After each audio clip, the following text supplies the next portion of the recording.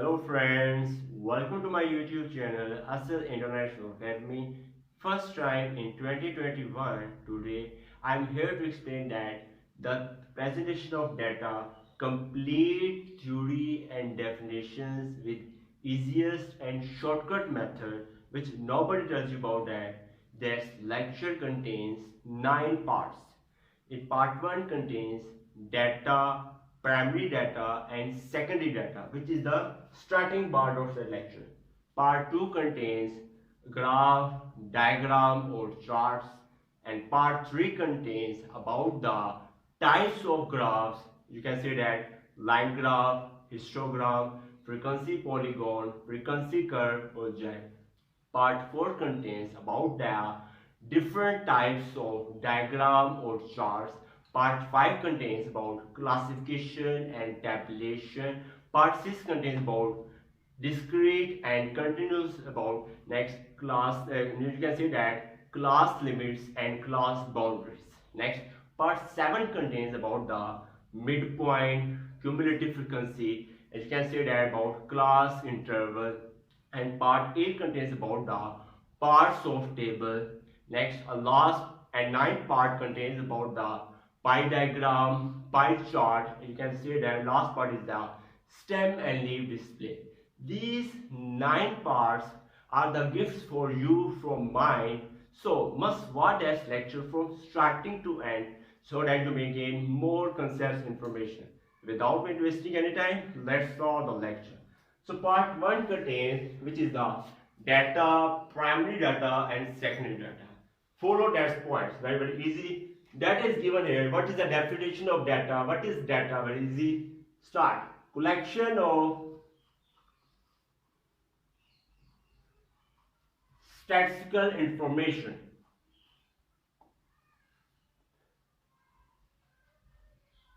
Collection of statistical information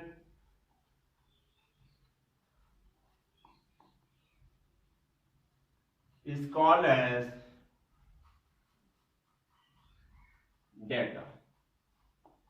Must remember that the statistical information collection is called as data. Next step is, what is the difference between primary data and secondary data? Very easy step. Must remember that the data, very easy definition, the data which has not undergone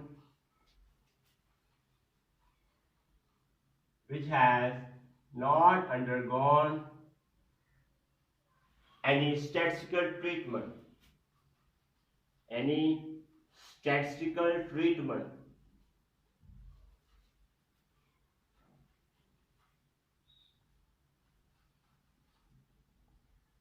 is called as primary data.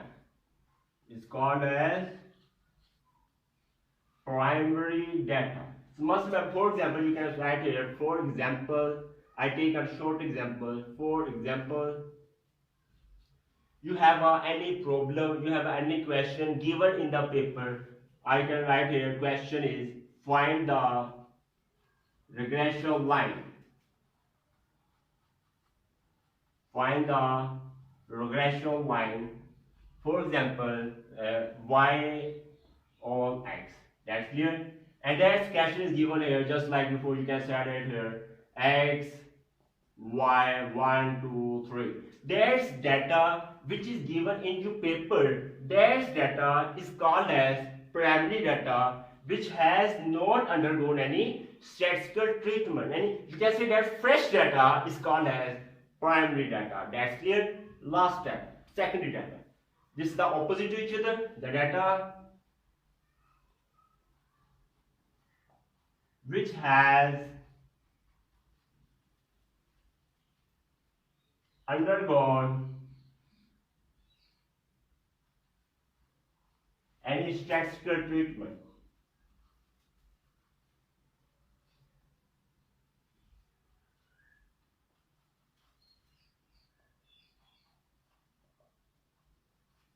Is called as secondary data. For example, take a short example about that. For example, you can say that answer of this problem, answer of that problem, you can say that answer of above problem, you can say that after solving that question, that you can say that answer is 13.23. That's called as secondary data. That's my first number that the given question which has not undergone a statistical is called as primary data. That's clear, very step easy. And secondary data contains which has undergone any statistical treatment. You have solved the question. The answer that's called as secondary data. I hope that you gain a lot of points about that. Now part 2 lecture is coming now, which contains about graph, diagram or charts.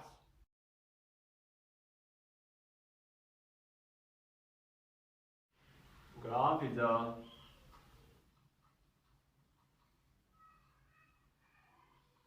visual representation.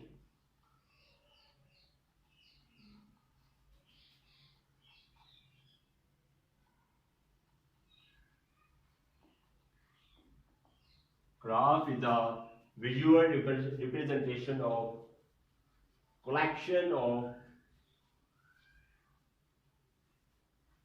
very easy definition, collection of numerical data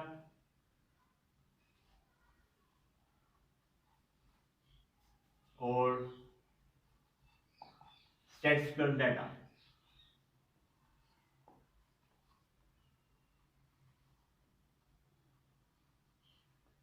For example, statistical data. For example, you can write here, for example, I take a very easy example. I have a graph that contains x-axis and that contains y-axis. Now I'm telling you the most important point which nobody tells you about that. That condition horizontal always contains x because x is a independent variable. Must remember, independent variable. So it comes on always horizontal section.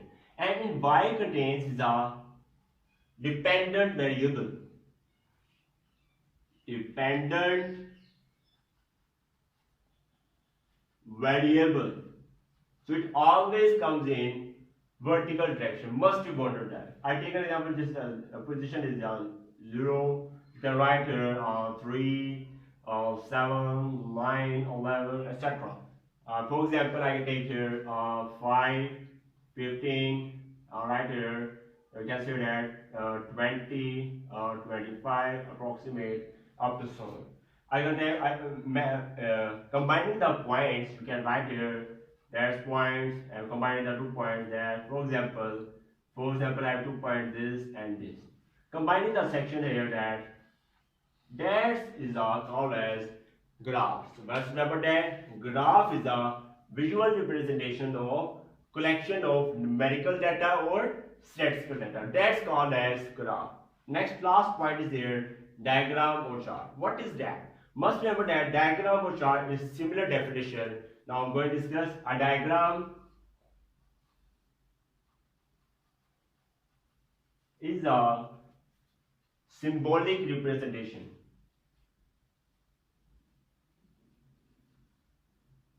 Diagram is a symbolic representation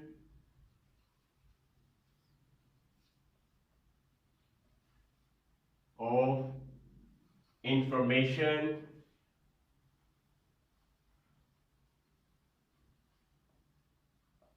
using visualization techniques.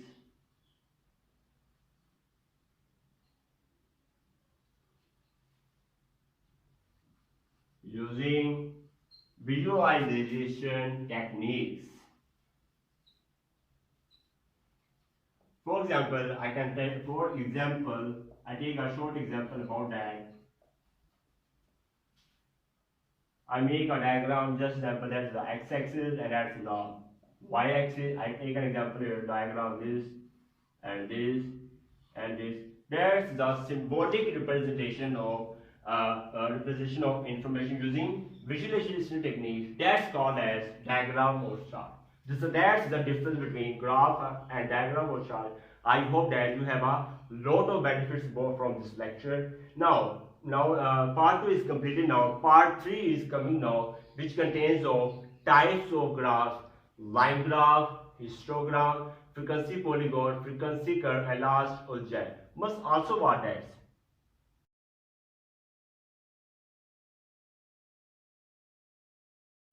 Line graph is just like of that. For example, you can write here that's the x-axis and that's the y-axis. Alright, for example, take here 2, 4, 8, 10, and let's pose here 3, 4, 5, 6, 7. That's the, I must remember that dash point and dash point combining, you can write here dash. We draw a line this and we combining dash point with dash point, you can write here that's called as line graph. Must remember that. That's called as line graph. Line graph is always when we meet dash point to dash point, dash shape, dash graph is called as line graph. Must remember. Last point, next point is here histogram. What is histogram? Must remember that histogram is just like you can write here. This is our observations, and this is the frequency. Histogram. Moving to the next point. Histogram. Graph of very easy definition writing about the histogram, which nobody tells you about that. Graph of adjacent rectangles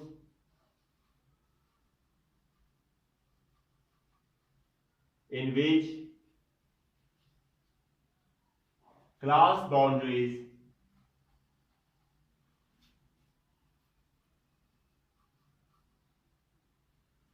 are taken along x-axis and frequencies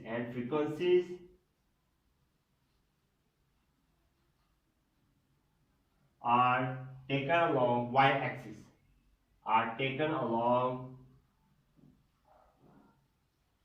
y-axis is called as histogram. I take an example to understand that point. For example,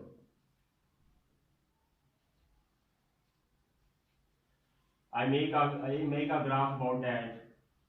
That's the x-axis, that is the x-axis, that's the y-axis. Class boundaries are taken along x-axis. Class boundaries always frequency taken along y-axis. That graph is called as histogram. Now write it, graph of adjacent rectangles. What about that? For example, you can write here rectangles just like about that.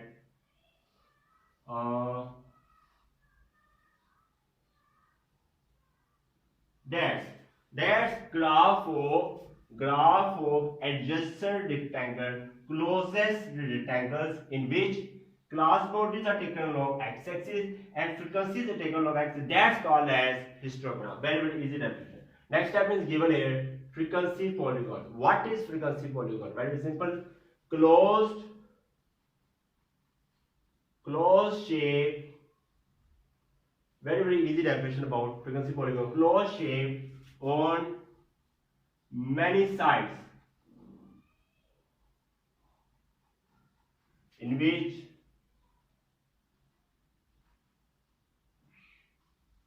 midpoints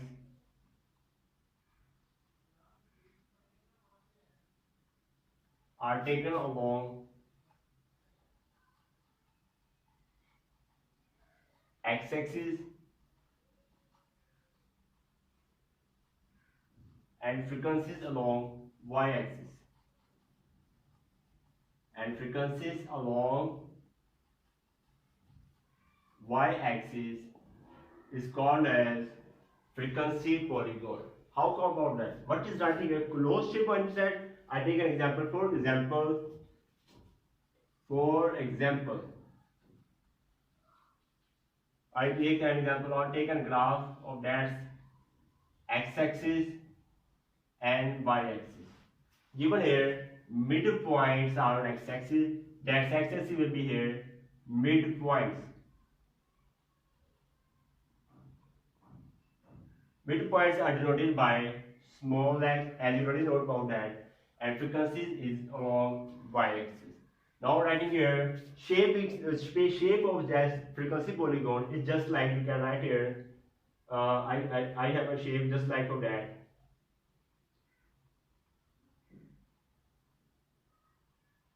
I move the points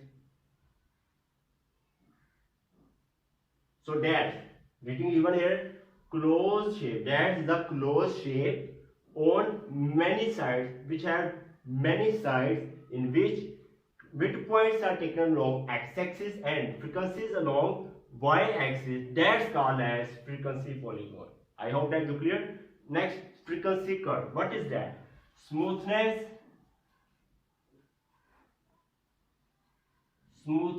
of frequency polygon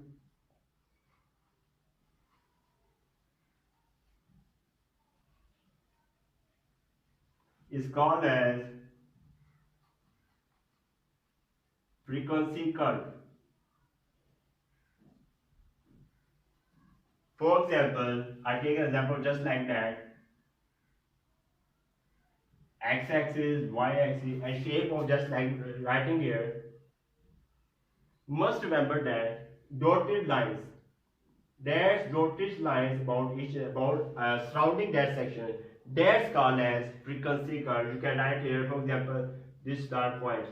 So that must remember that smoothness of frequency polygon, dotted lines, that's called as frequency curve. Now last point, which is very important for you. What is ogive? You can write ogive as the cumulative frequency polygon. What is that? Graph between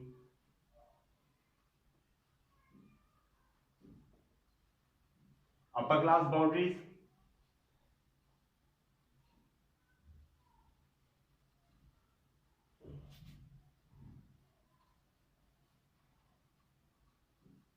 and cumulative frequency.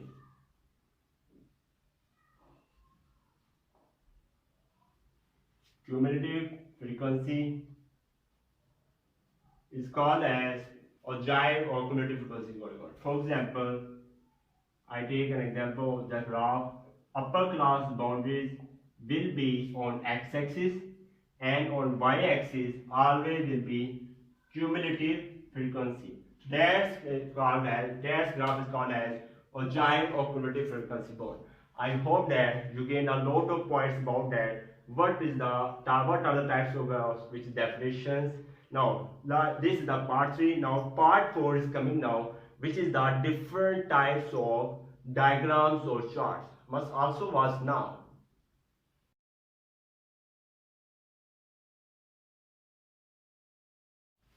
There are 5 types of diagrams or charts. 5 types of diagrams or charts,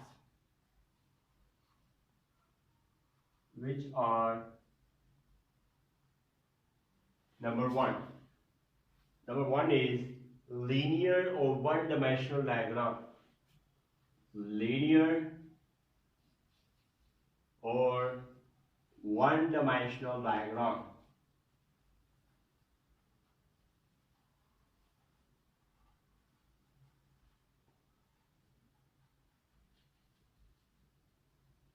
Now, second type is given here, aerial or two-dimensional diagram. Aerial or two-dimensional diagram.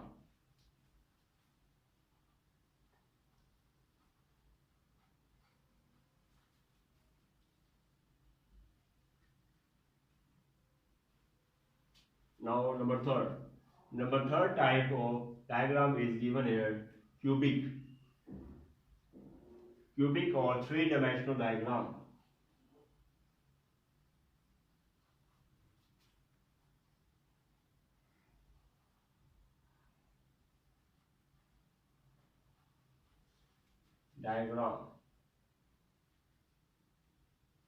Now, next fourth point.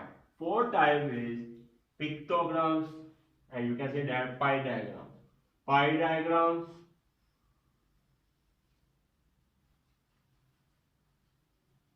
and last five is pictograms.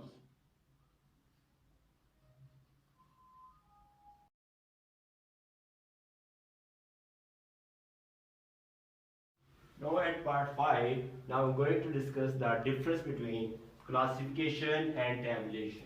First of all, discuss what is classification. Follow that step. The process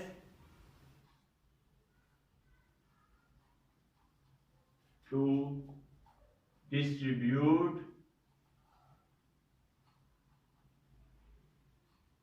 the given data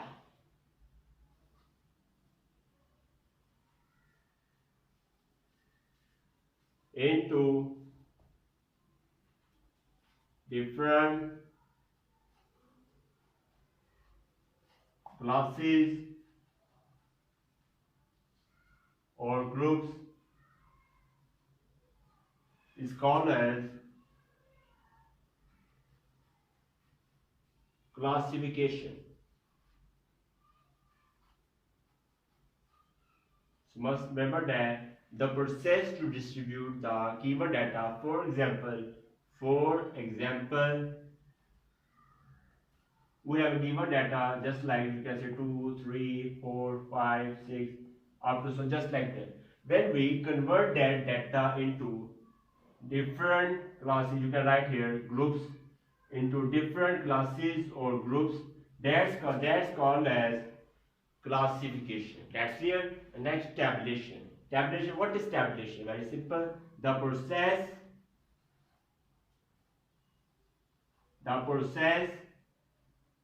to arrange the data. The process to arrange the data into horizontal rows,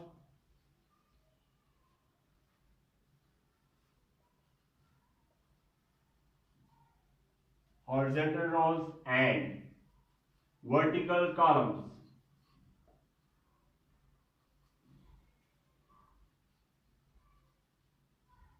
It's called as horizontal rows and vertical columns is called as tabulation. For example, you can write here, we process to arrange the data into vertical columns and horizontal rows. That's called as tabulation. So I hope that you again a difference between what is classification and what is tabulation, which is approximately same to each other. Now this is the part 5. Now moving here, part 6. Part 6 I will discuss about the discrete and continuous. Next one, class limits and class boundaries. Must also was which is very beneficial to you.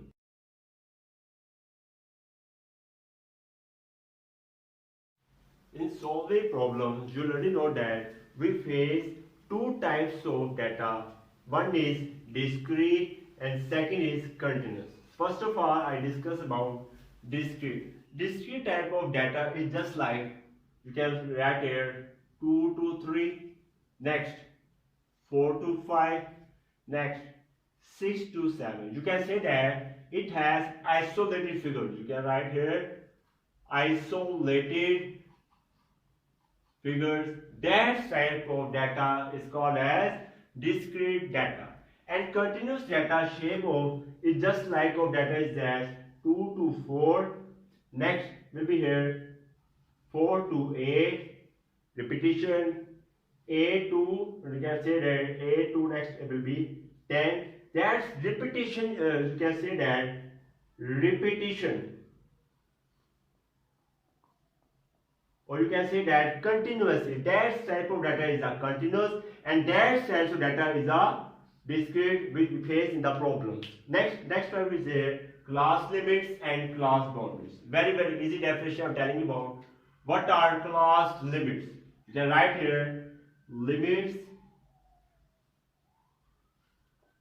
of discrete groups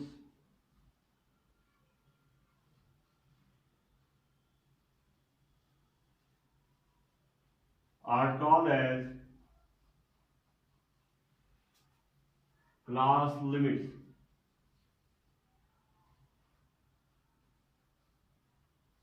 Must remember that limits of discrete groups are called as class limit. That's clear. Similarly, follow the step. Similarly, limits of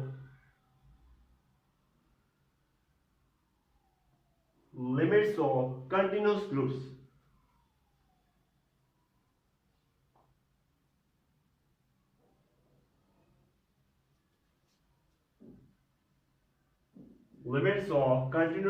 are called as class boundaries.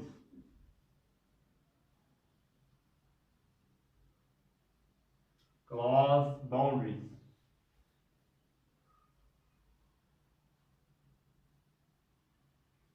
So I hope that you gain a lot of points about that discrete, continuous, next class limits and class boundaries. That was the part 6. Now last is the now part 7. Part 7 is coming now, which contains midpoint, cumulative frequency and class interval, which is I'm giving lecture soon.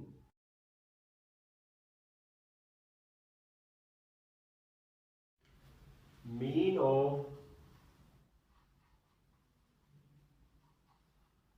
upper limit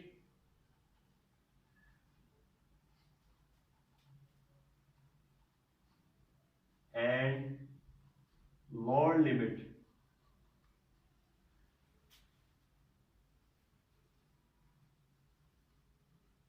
of each group is called as midpoint.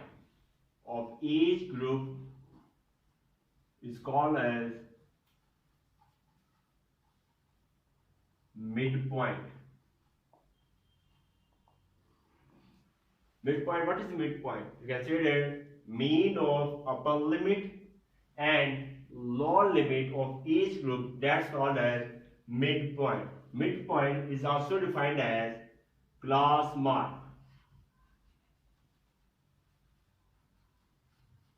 and it is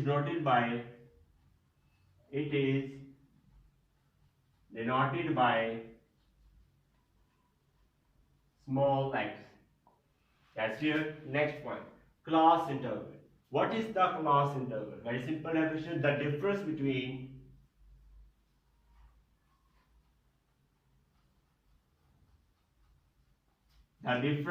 very easy definitions. The difference between upper class boundaries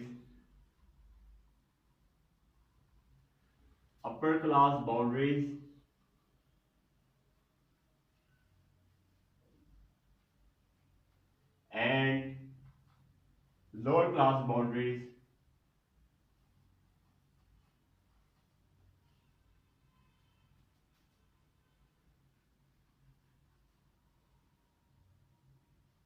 of each group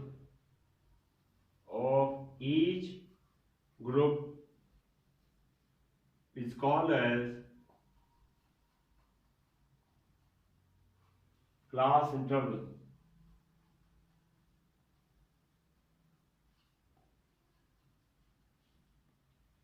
It also can be said class width.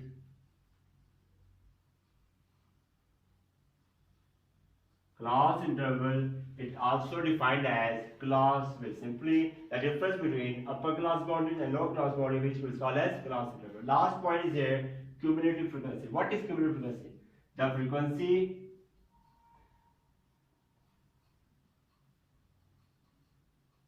less than the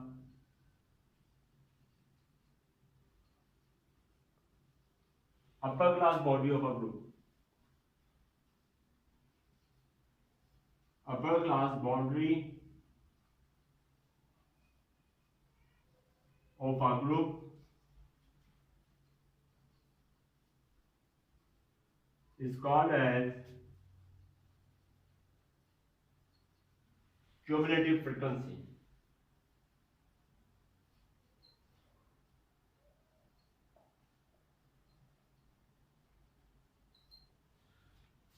I hope that you gain a lot of points about the clear points about midpoint, class interval, and cumulative frequency, which is the part 7. Now, next part is the part 8. Part 8 lecture, I will discuss about the parts of table which are very beneficial to you. Must also watch.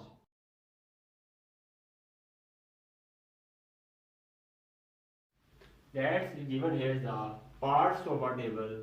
Must remember that these column captions, this portion is called as box set of table, and first of all that is the title of that table which we write in that section. And stub, what is stub? These row captions, each row captions is called as stub, and body is the part of that table. And must remember that footnotes and source notes always are below the table. I hope that you have gained a point. And last lecture is given here, which is the part 9 of the lecture. In this lecture, I will discuss about the pie diagram, pie chart, and last stem and leaf display, which is coming now.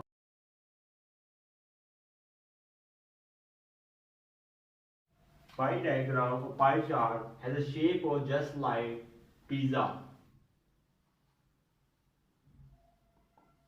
Must remember that pie diagram, pie chart has a shape of just like pizza. I make a shape just like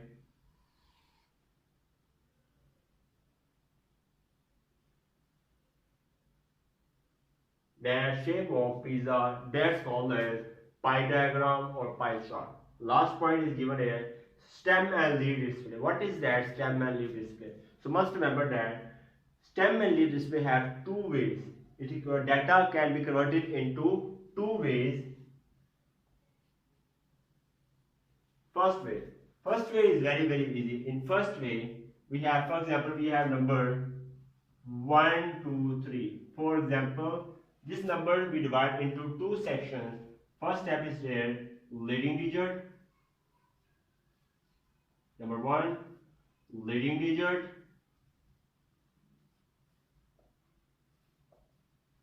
And second is trailing digits. Trailing digits. In that section, we divide the data into that's 1 and that's we put here 2, 3. So that's 1 is the stem and that 2, 3 is the leaf. So that is called as stem and leaf display. And next, we take an example of second. In its same digit, we can write here leading digits and trailing digits. We can put here data in 1, 2. In first section, I will write here that section is 3. So that will be stem and that section will be leaf. So must remember that stem and leaf display divide data into two ways. We will write here 1, 2, 3. That will be stem, this leaf, that will 1, 2 combine and 3. I hope that you gain a lot of points about that, and also share that lecture with your class fellows and friends. Thanks for watching the video. If you like this video, then kindly must subscribe to my YouTube channel and must press bell icon button for gaining notification of my new lecture. Goodbye.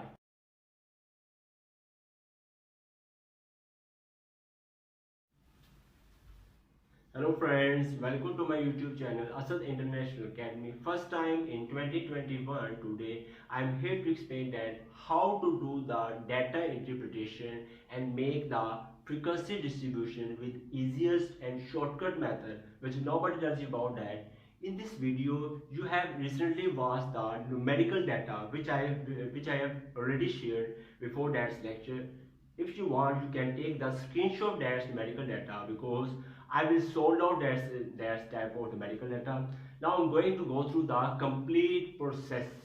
In this lecture, I will tell you that what is the data interpretation, and I will tell you that how to find the class width or class interval, how to make the steps of frequency distribution.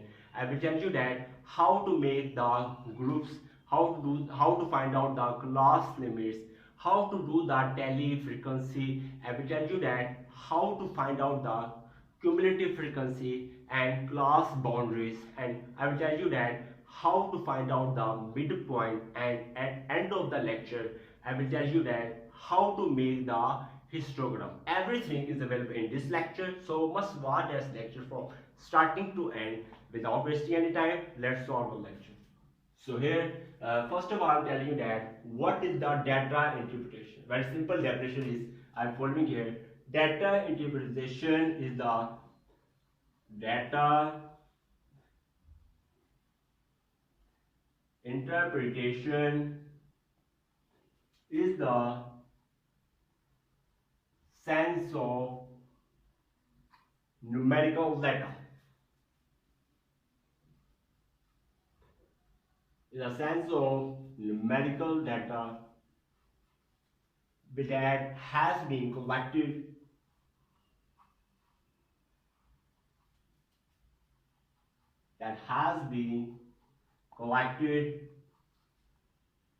you can say that presented, analyzed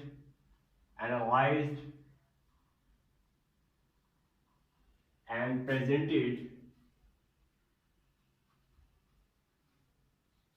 That's called as data interpretation. So in this lecture, I will collect the numerical data, analyze and convert it in the tabular form. So now next step is here, how to find the, now next step is very important.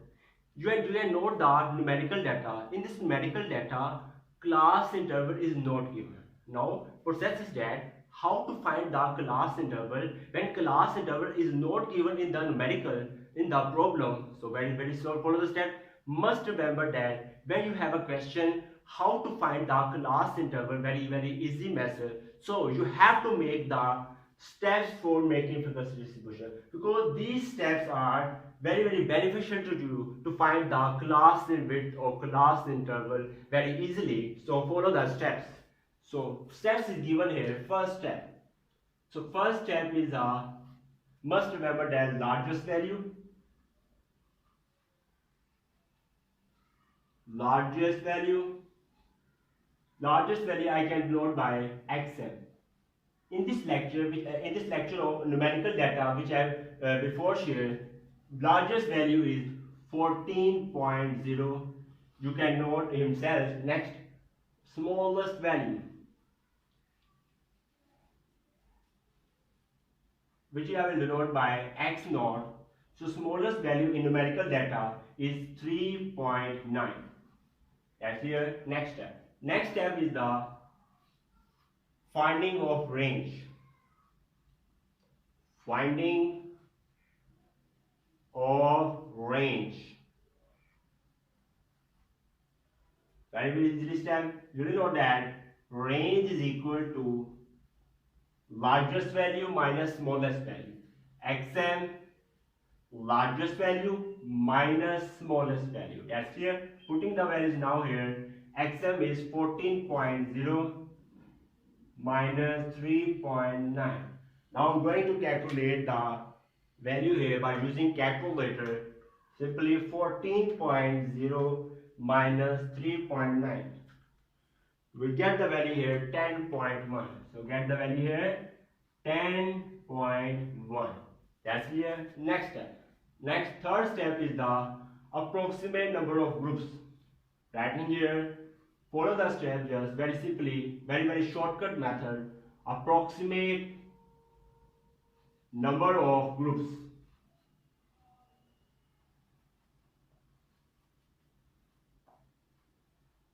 So approximate number of groups always equal to 1 plus 3.3 log n. That's simple. Every value is given. N is the number of values. What is n? N is the not at number of values. You can say that total number of values. So in this type of numerical data, in total values are 88.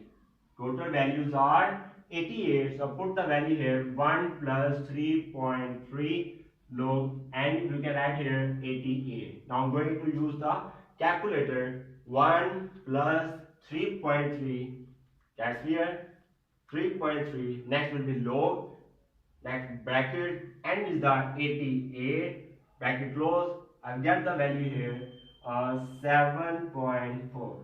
You can write the after taking out of, you can write the value here just like 7. That's here. Last step is the fourth step is the main step. You have to do the class width. So class width or class interval is similar. You can write class width, but just like the same similarities. Class width or class interval are similar. Must remember that. Very, very important point. Are similar. So class width is equal to range divided by number of groups. Number of groups. So here range is given here 10.1 simply divided by 7, which is the number of groups 7. Now I'm going to calculate the value here. 10.1 divided by 7, we get the value here 1.44. You can write this value is 1.00. So in this type of numerical data, class interval I have find out that class interval is 1, which I will use in the use the collection of and tabular form of group data. So now next lecture, this is the first lecture. Now second lecture is going to you how to make the groups, how to find the cumulative frequency, tally frequency, everything. Now I'm going to share. Now must was now. Now I'm going to tell you that how to find out the group and how to make the groups. Just follow the steps. So here you already know that the smallest value is in the numerical data is 3.9, which I will discuss.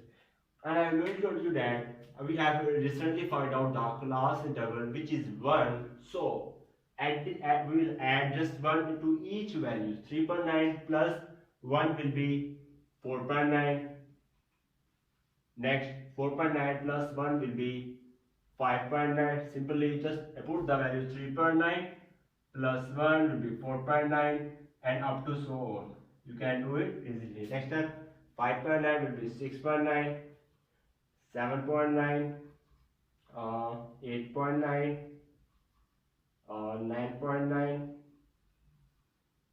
and next will be here 10.9, 11.9, and next will be here 12.9, and last 13.9 up to 14, because you already know that the smallest value, this 3.9 is the smallest value, but 14.0 is the largest value. 14.9 is the largest value. So must remember that we move to smallest value to up to small largest value. It goes down. Next step.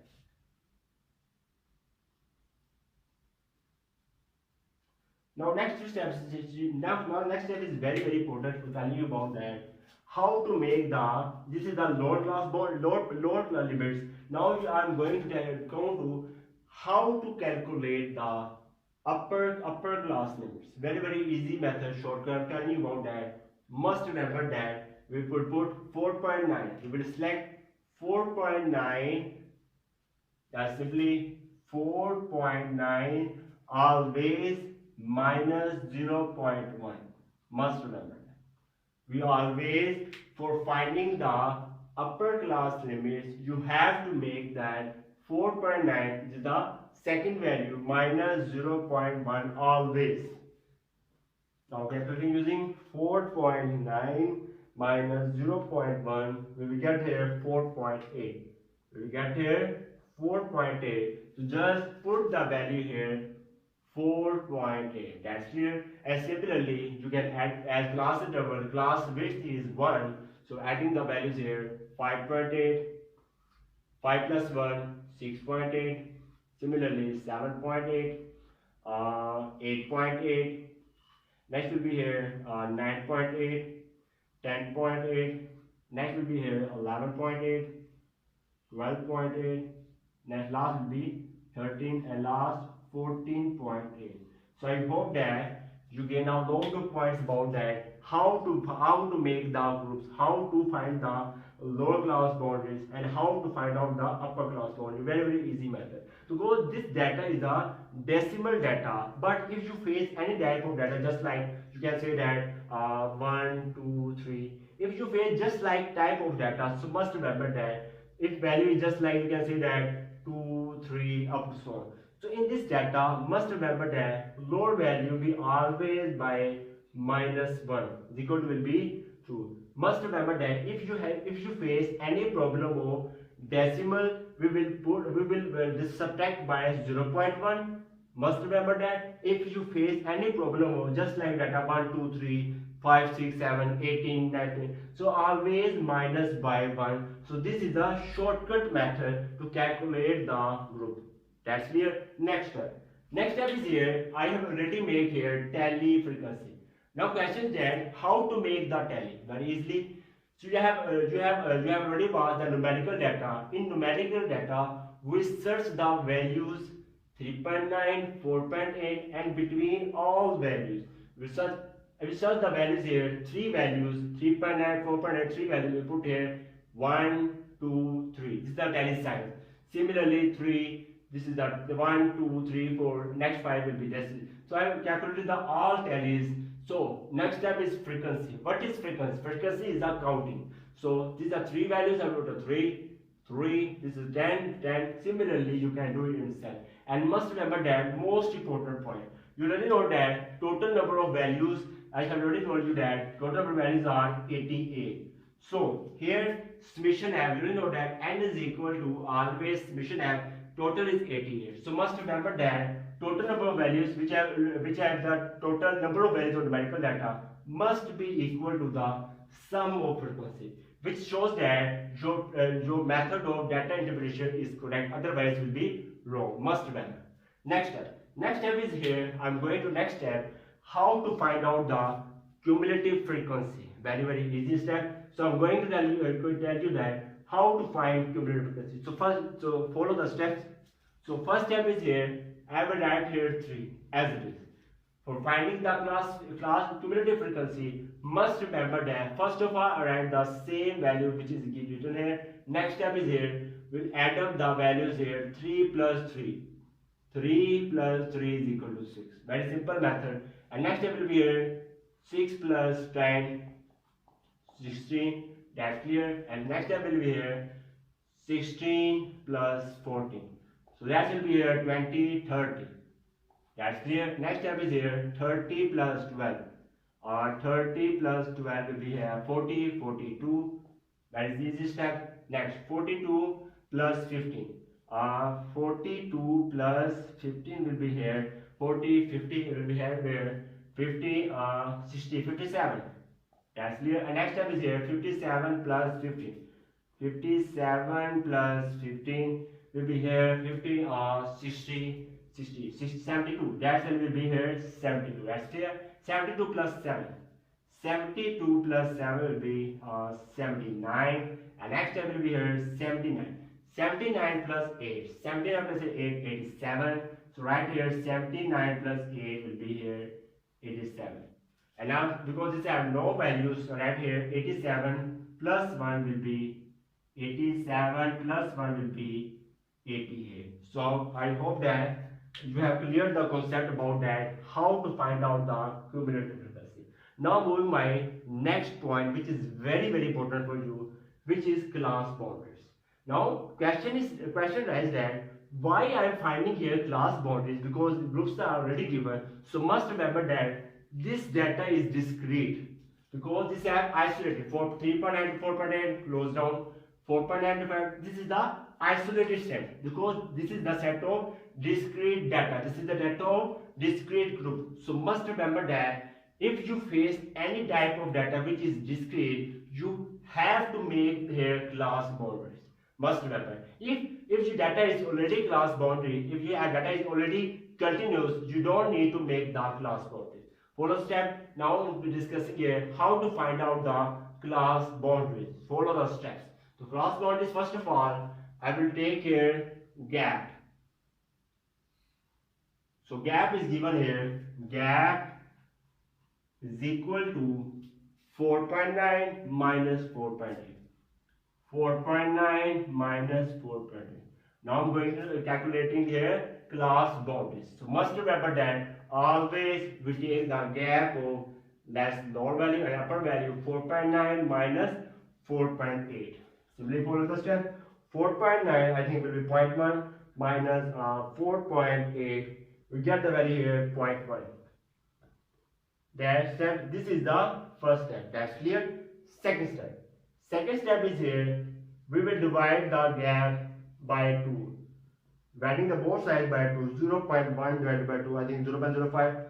We get the value here 0.05. That's it. That's clear. And third step will be here. If the lower value is 3.9, which is the lower value 3.9 minus 0.05, and this is the lower value, and upper value is 4.8. I will add the value 4.8 plus 0.05. So here 3.9 minus 0.05, 0.05, we get the value here 3.85. So put the value here 3.85 in that section, 3.85. That's clear. And next section 4.8 plus 0 will be 4.85. Right here 4.85. That's clear. I hope that you get a lot of points. Must remember that I repeat again the step. Must remember, if data is discrete, so you have to make here class boundaries. If data is continuous, you don't need to make the class boundaries. Next step will be here. Just like you know that class interval is 1. I will add up the value 3.8 plus 1 will be 4.85. That's clear. And next we'll add here 5.85 plus 1 plus 5 plus 1 6.85. Similarly, just like of that, very simply 7.85, 8.85, 9.85, 10.85, and next 11.85 and 12.85, and next will be here 13.85. That's clear. Next step. Next step is similar. Just like of that, we'll add up 4.85 plus 1 will be 5.85 because class interval is 1. Next 6.85, 7.85, 8.85, next 9.85, next will be here 10.85, 11.85, 12.85, 13.85, 14.85. Should now check that this data is continuous because 4.85 repeats now 4.85, 5.85 repeats now 5.85, 6.85 repeats now 6.8. So that data is a discrete, that data is continuous and that data is discrete. That's clear. If data is already given continuous, you don't really need to make the class boundary. So that's the following step. I hope that you gain a lot of points about that. Now last step is remaining, which is that midpoint. Now question arises that how to find out the midpoint. Well, simply shorter step. Midpoint we can easily calculate 3.9 plus 4.8. Now next midpoint 3.9 plus 4.8 answer, then divided by 2, we get the value here 4.35. That's clear. And must remember that if we can also count the midpoint from that's a continuous data, where simply 3.85 plus 4.85 answer, then divided by 2, we get the value of 4.35. So similar value we gain here from this data, discrete and continuous data. So I have that. You show I can clear from that our practical, our data computation is totally correct. Next step is here 4.35. Now we'll add up the one, class interval is 1. So right here 5.35.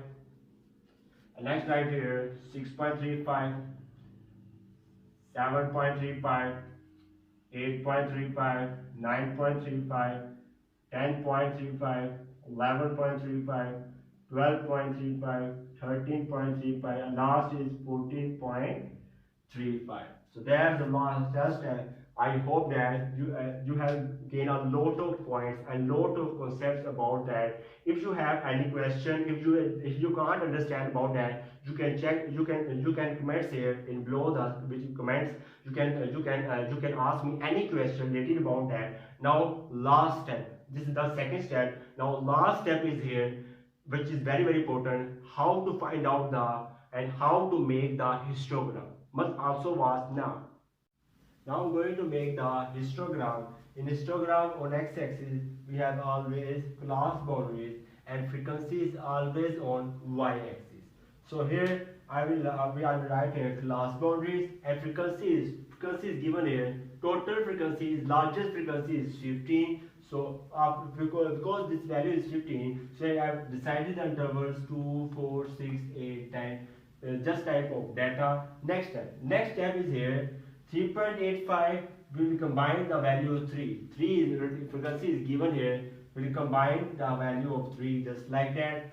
And next step here 3 value. Next step 4.85. Right here 0.3. 10 shows here that value will be 10. And next 14 shows that will be similarly. I have solved out the all points. Now you know that the shape of histogram is just type of. We must remember that rectangles. Their shape making here rectangles.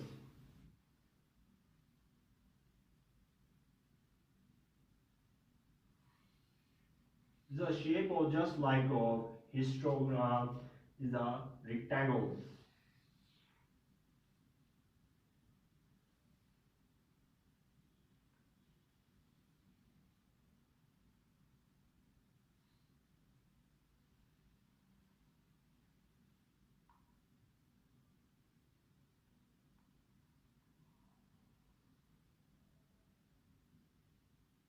So this is the shape of, must remember that this is the shape of rectangles. Must remember that the shape of rectangle in which cross boundary is x-axis, that's called as histogram. So I hope that you gain a lot of points in all the lectures. Thanks for watching the video. If you like that video, then kindly must subscribe to my YouTube channel and must press bell icon button for getting notification of my new lecture. Goodbye.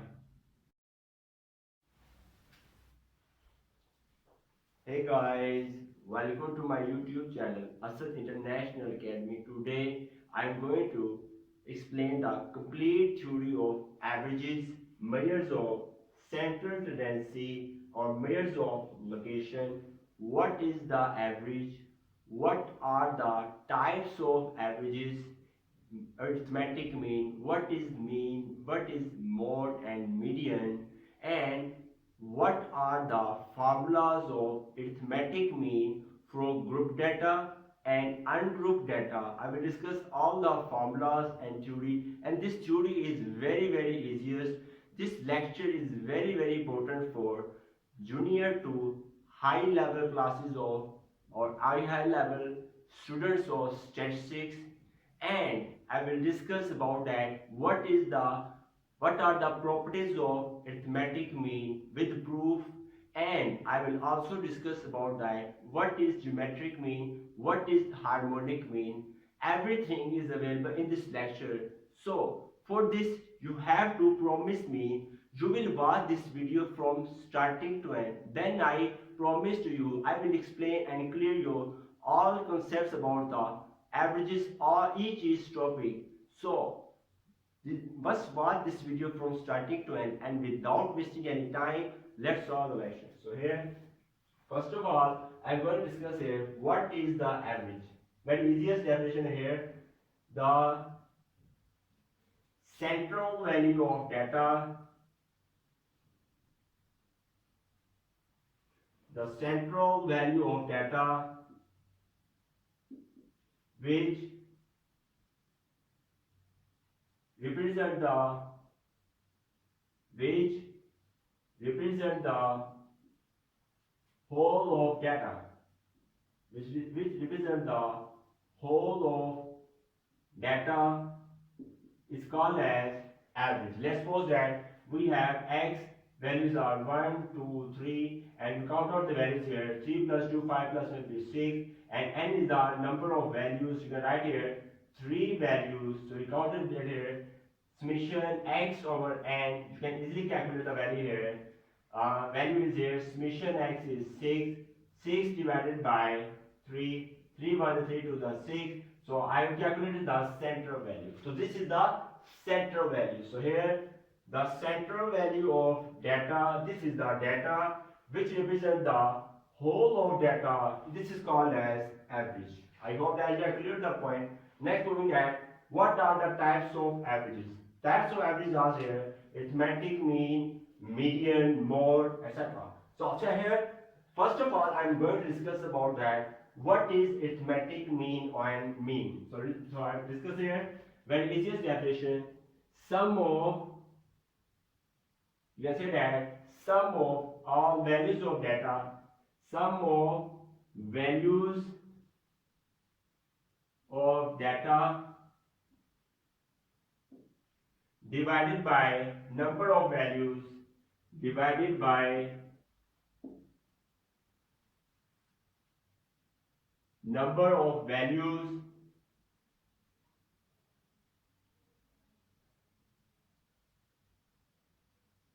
is called as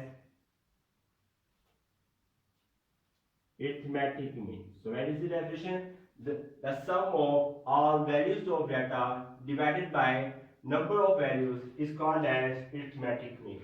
Now I'm going to discuss about that. What are the formulas of arithmetic mean for ungrouped data, which stores here for n values, and for group data, which stores here for frequency. So first of all, discuss here the direct formula. So direct formula is here: x bar is equal to summation x divided by n.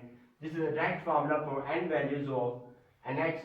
For group data, is formula is here: x bar is equal to summation fx divided by summation x. So this is the formulas of direct formulas of arithmetic mean. And next step will be here shortcut formula. Shortcut formula. So shortcut formula of arithmetic mean is here: x bar is equal to a plus summation d over n. This is the shortcut formula of arithmetic mean, where d is equal to x minus a, and a is any assumed value. A is any assumed value. So here the shortcut formula for group data is here: x bar is equal to a plus summation fd divided by summation f. And so here I have discussed the shortcut formula. And next step here, third formula is here step deviation method. Next formula is here for step deviation method. So formula is here: x bar is equal to a plus summation u over n multiplied by h. So here you can note that u is equal to x minus a divided by h. So here the formula of step deviation for frequency is here: x bar is equal to a plus summation fu divided by summation f multiplied by h. So here h is the class interval. So h is here class interval. I hope that you have cleared the points and what is the average, what are the types of average, arithmetic mean, what are the formulas used for ungrouped data and group data. Now I'm going to discuss the properties of arithmetic mean. So let's discuss here. So now the first property of arithmetic mean is here: arithmetic mean of a constant value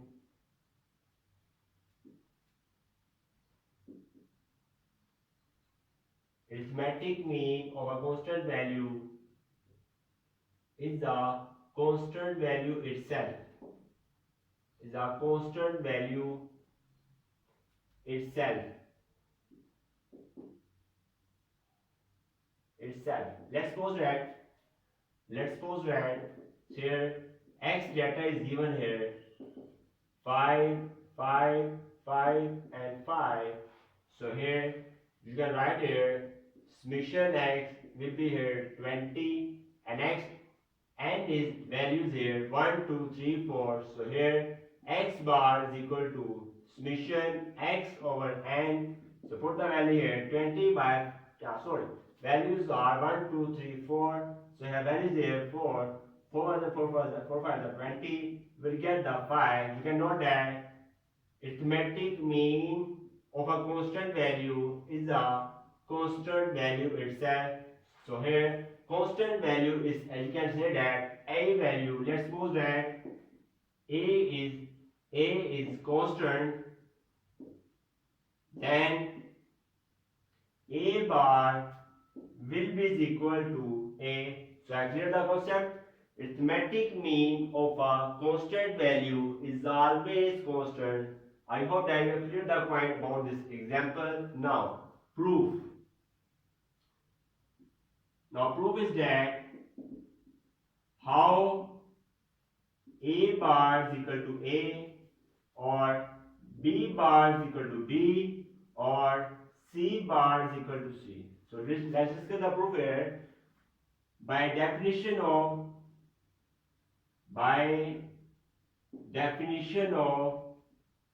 arithmetic mean, a bar is equal to summation a divided by n. So here we know that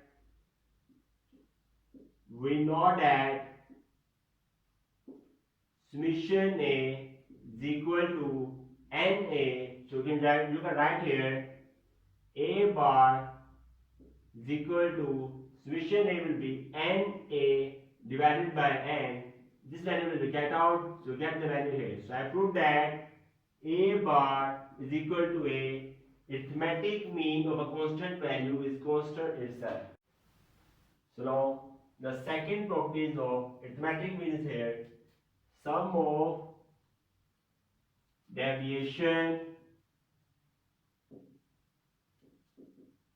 from arithmetic mean is always equal to 0. Is always equal to 0. For example,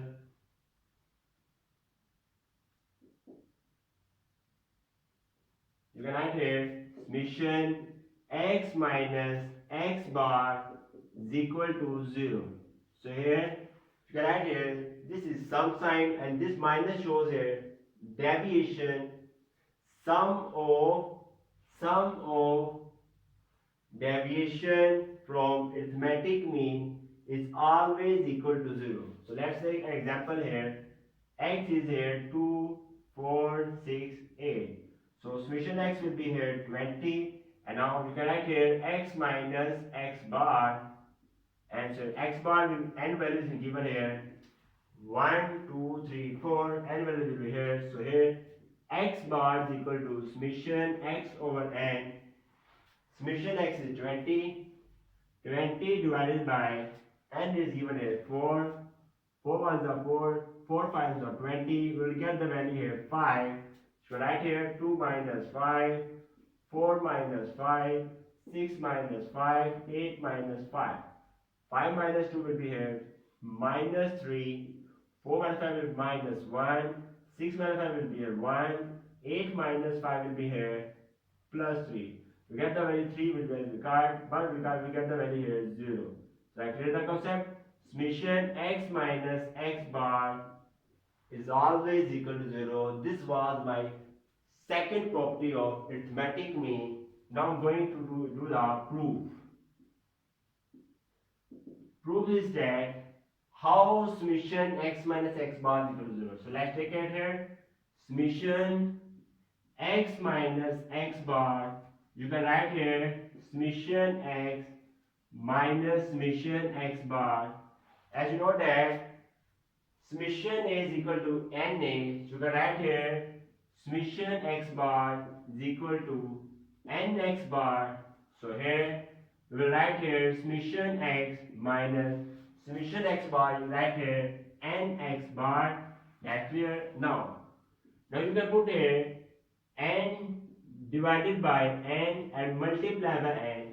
I write here divided by n and multiply by n minus nx bar. N will be as it is, and summation x over n is always equal to x bar. So write here x bar minus x bar. These values will be cut. We will get the value here 0.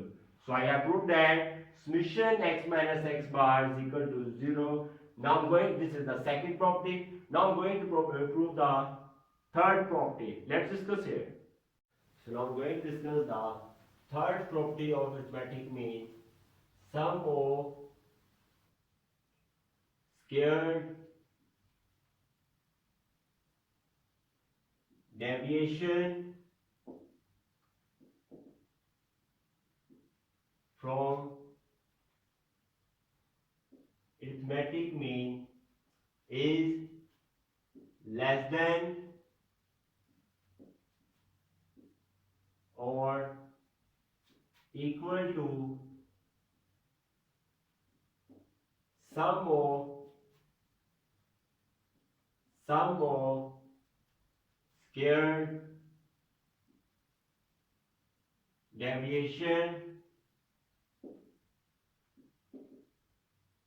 from any assumed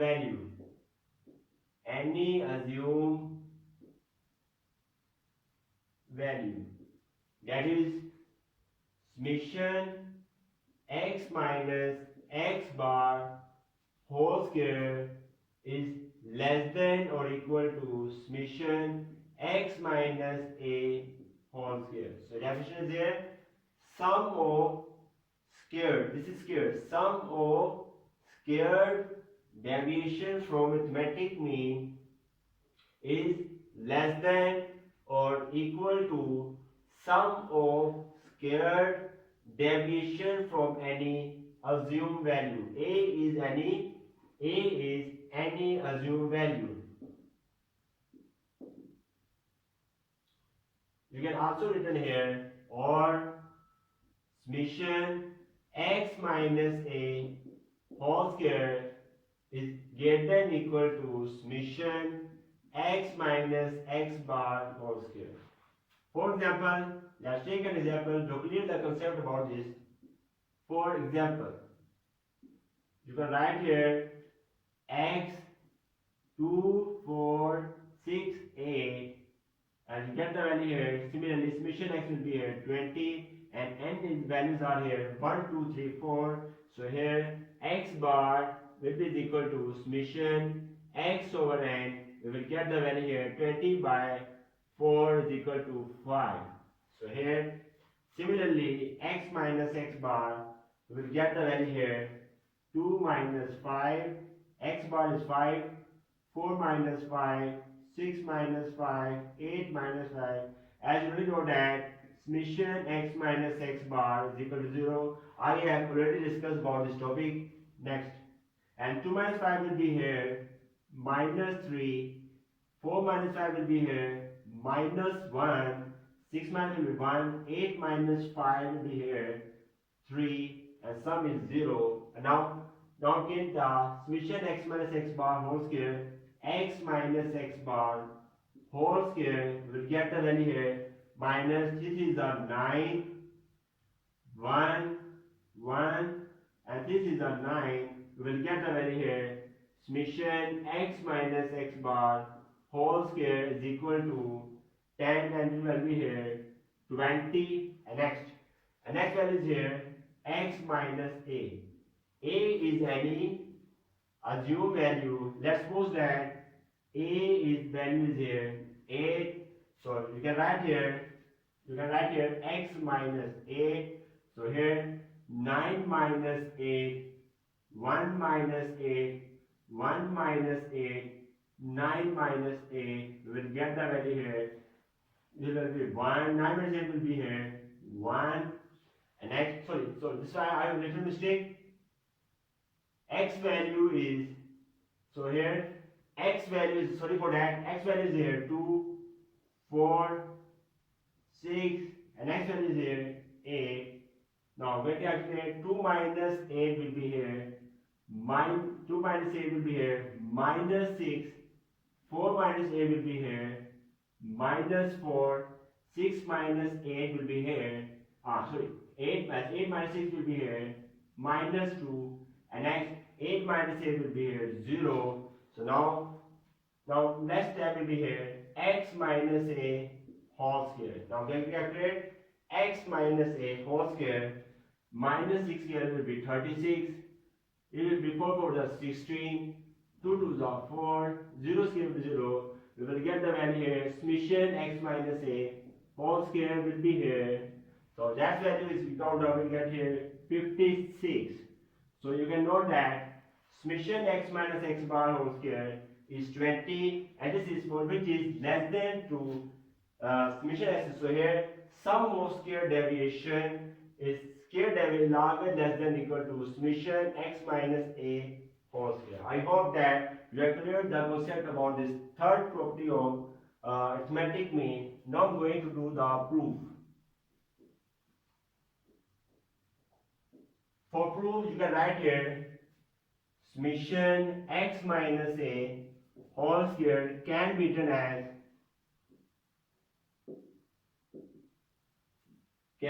as summation x minus a whole square.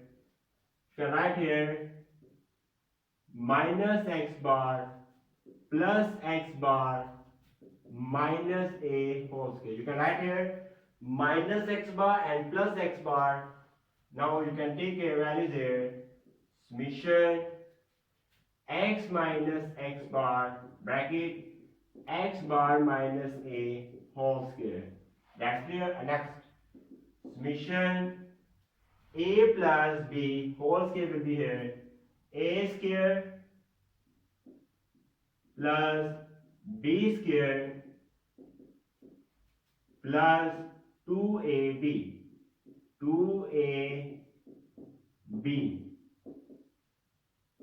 That's it. A square plus b square plus 2ab. And next step.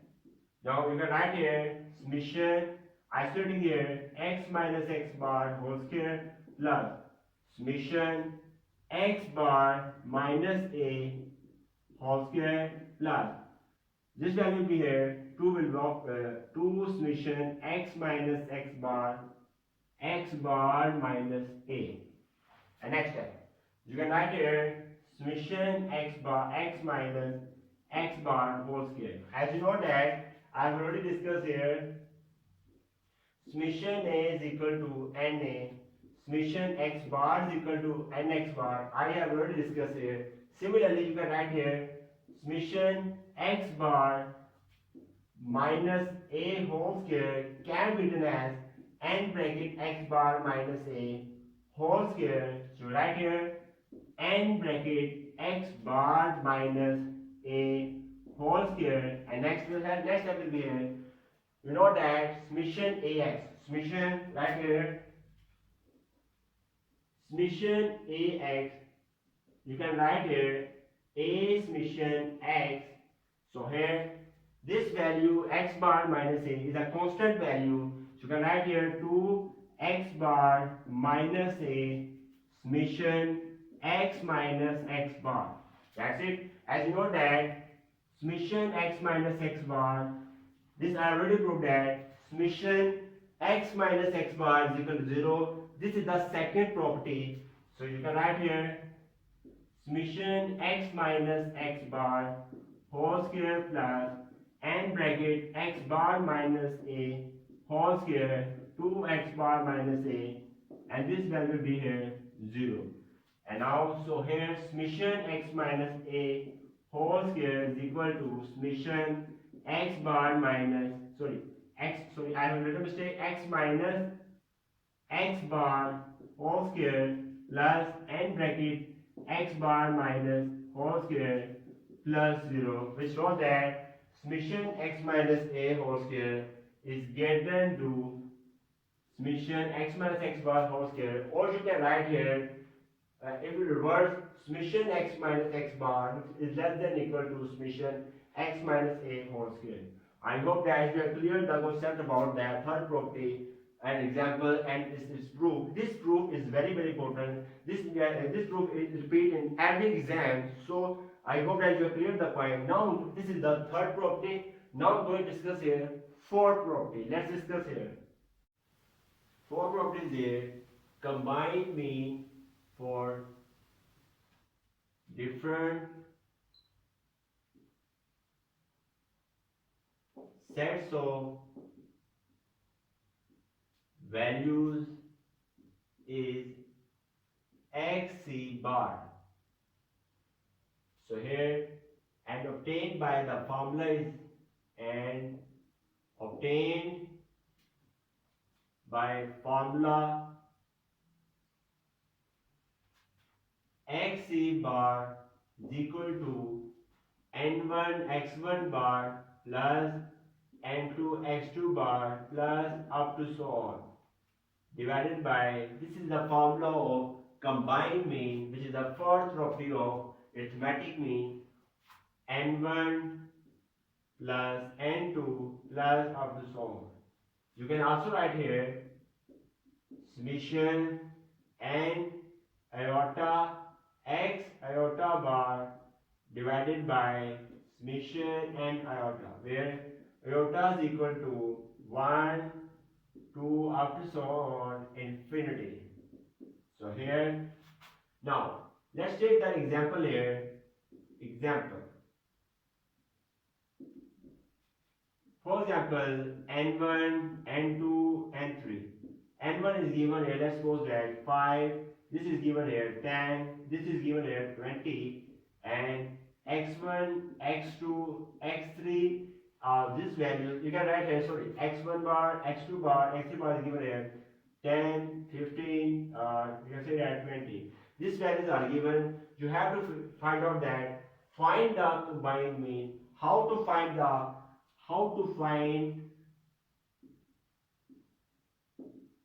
combined mean?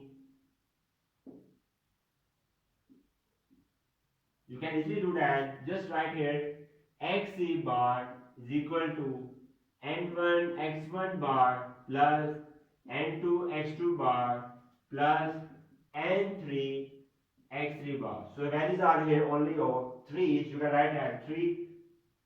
Just stop. Next, n1 plus n2 plus n3. And now you can write here n1 is given here 5, x1 bar is given here 10,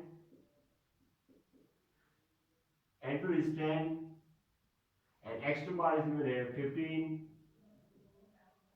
And next, n3 is given here, n3 is given here 20, bracket, x3 bar is given here, x3 bar is given here 20, divided by n1 plus n2 is given here 5 plus 10 plus 20.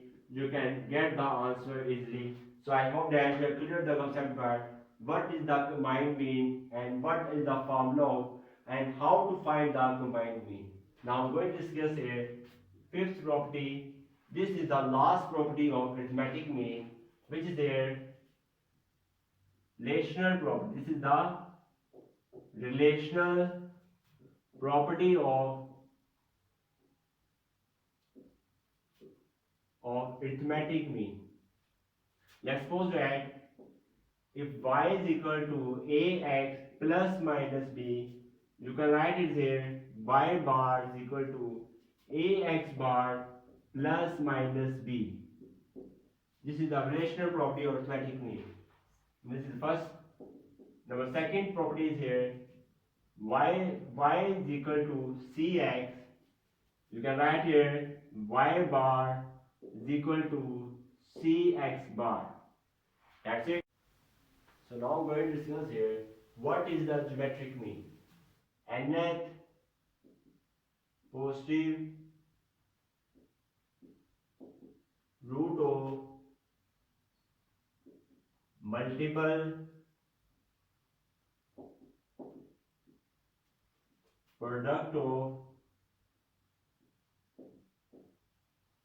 n values is called as geometric mean. It's called as geometric mean. The formulas is given here. Formulas. This is the general formula. The general formula is here for ungrouped data.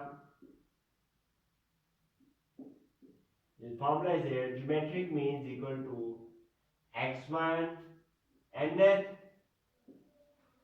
positive root of x1 dot x2 dot up so on xn, and this is the formula of geometric mean, or you can write here x1 dot x2 up so on xn raised to power 1 over n. This formula is for ungrouped data, but for group data the formula will be here.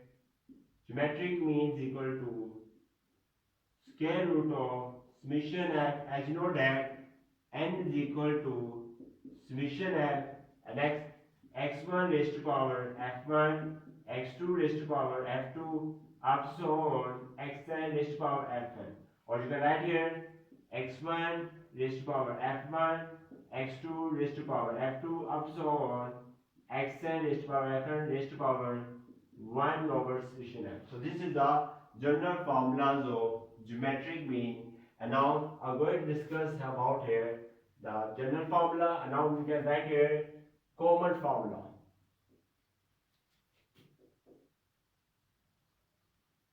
The common formula of geometric mean is here for ungrouped data. Geometric mean is equal to anti-log summation log x divided by n, and for group data the formula is given here.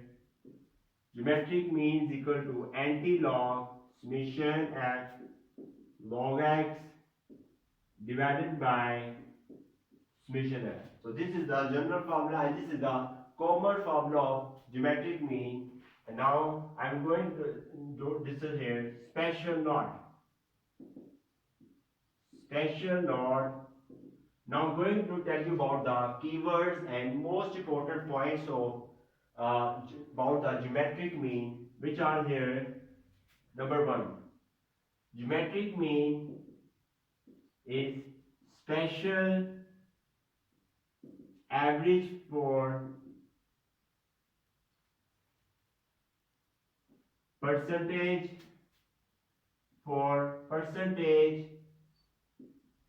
increase or decrease types of data.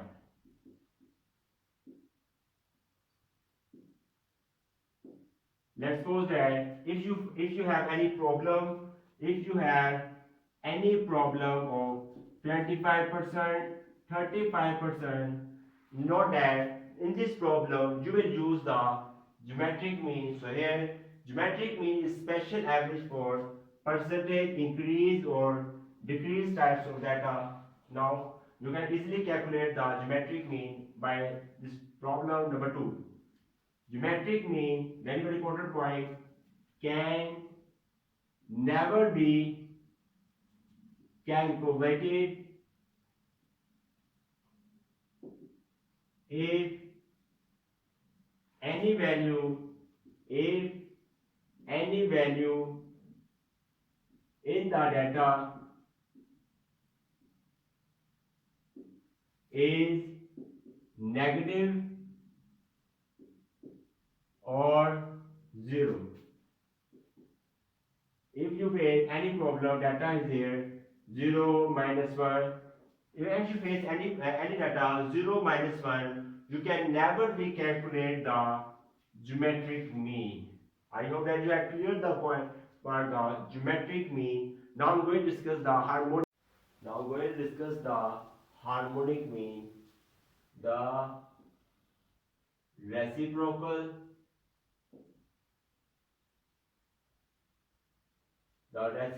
of mean of reciprocal values is called as harmonic mean.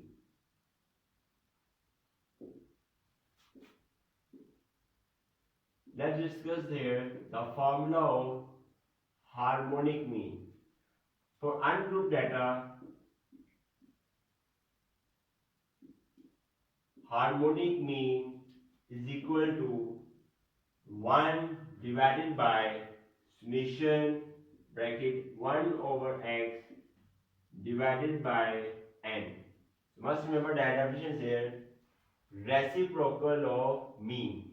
You can note that summation x over n is equal to mean. You know that summation x over n is always equal to mean. So here you can note that reciprocal of mean of reciprocal values. This is the reciprocal of values is called as harmonic mean. Very easiest definition. And now you can also write the formula is just like here, n divided by summation 1 over x. This is also the formula of harmonic mean. Now I'm going to write the formula of group data. The formula for group data, which is the frequency harmonic mean, is equal to 1 over summation f over x divided by summation f. You can also write this here, summation f divided by summation f over x. So this is the formula for group data and this is the formula for ungrouped data. I hope that you have cleared the point about the harmonic mean. Now I'm going to discuss the special note. Special note, you can say that most important point, trick to solve. I can say that trick. Now I'm going to share the tricks to solve the problems of harmonic mean. Must remember, number 1 point, harmonic mean is special average for averaging the rate of change, for averaging the rate of change in speed types of data, in speed type of data. If you face that any problem which have relation of speed, you can always use, you will always use harmonic mean. Must remember. It's okay. When you face any problem which belongs to speed, we will always use the harmonic mean. This is a special note of harmonic mean. Number 2 point. Harmonic mean can never be calculated. Harmonic mean can never be calculated if any value in the data is 0. If any value in the data, you can say that any value in data is 0, 1, 2, 3, you can say that if any value data is 0, harmonic mean can never be calculated. I hope that you have cleared the concept about the harmonic mean. Now I'm going to discuss the median. What is the median and formulas, deciles, percentiles? So let's discuss now. Now I'm going to discuss about the median. What is median? A value which divides the data set into two equal parts is called as median. Quartiles, a value which divides a data set into four equal parts is called quartiles. A value which divides a data set into 10 equal parts is called as deciles. A value which divides a data set into 100 equal parts, this is called as percentile. So let's discuss the formulas for ungrouped data and group data. So this median is equal to, the formula is here, n plus 1 over 2 th. So here the formula of median is here for ungrouped, n plus 1 over 2 th. This is the term, fourth term, fifth term, sixth term, you can say that. So here a value which divides a data set into two equal parts, this is called as median. For group data, formula is here, median is equal to L plus H over F bracket summation F over 2 minus C. So this is the formula for group data. L is the length, H is the class interval, and F is the summation, C is any constant value. So here median is equal to L plus H over F summation F over 2 minus C. This is the formula for group data. Now discuss here quantiles. So here quartiles. For quartile, the formula is here, Q1 is equal to n plus 1 over 4 th. Quartiles is always equal to 4 equal parts. So here 4. Next, Q2 is equal to 2 bracket n plus 1 over 4 th, and Q3 is equal to 3 bracket n plus 1 over 4 th. This is the quartiles, first quartile, second, third quartile. You can say that this is the lower quartile and this is the upper quartile. And next, the formulas for group data will be here. Q1 is equal to L plus H over F bracket summation F over 4 minus C.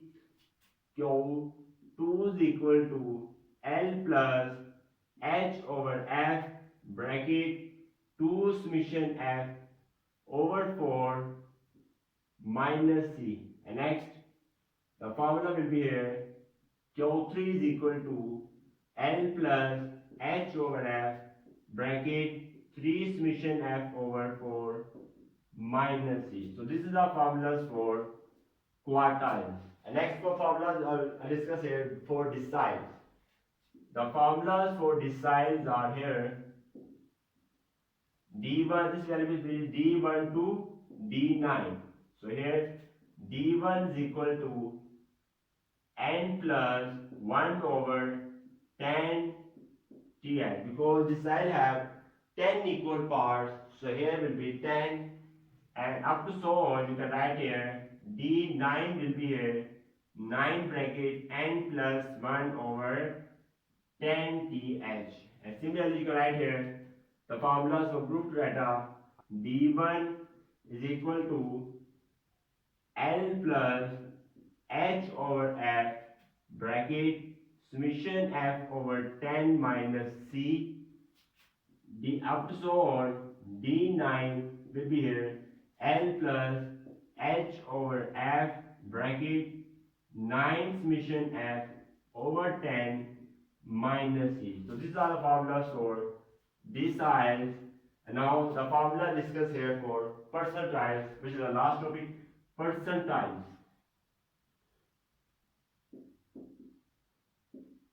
So percentile formula will be here from P1 to P99. So here P1 is equal to n plus 1 over 100 TF, because percentile have 100 equal parts, and next P99 will be here, 99 bracket n plus 1 over 100 TH. And next P1, the formula for group data will be P1 is equal to L plus H over F bracket summation F over 100 minus C, and then up to so on. P99 will be L plus H over F bracket 99 summation F over 100 minus C. So I hope that you have cleared the concept about the median, quartiles, decide, percentile, and the formulas for group data and ungrouped data. Now I hope that you cleared the point. Now I'm going to discuss about the mode. What is the mode and what is the formulas for mode? So let's discuss now. Now I'm going to discuss the last topic, which is mode. What is the mode? Very easiest definition here. Most repeated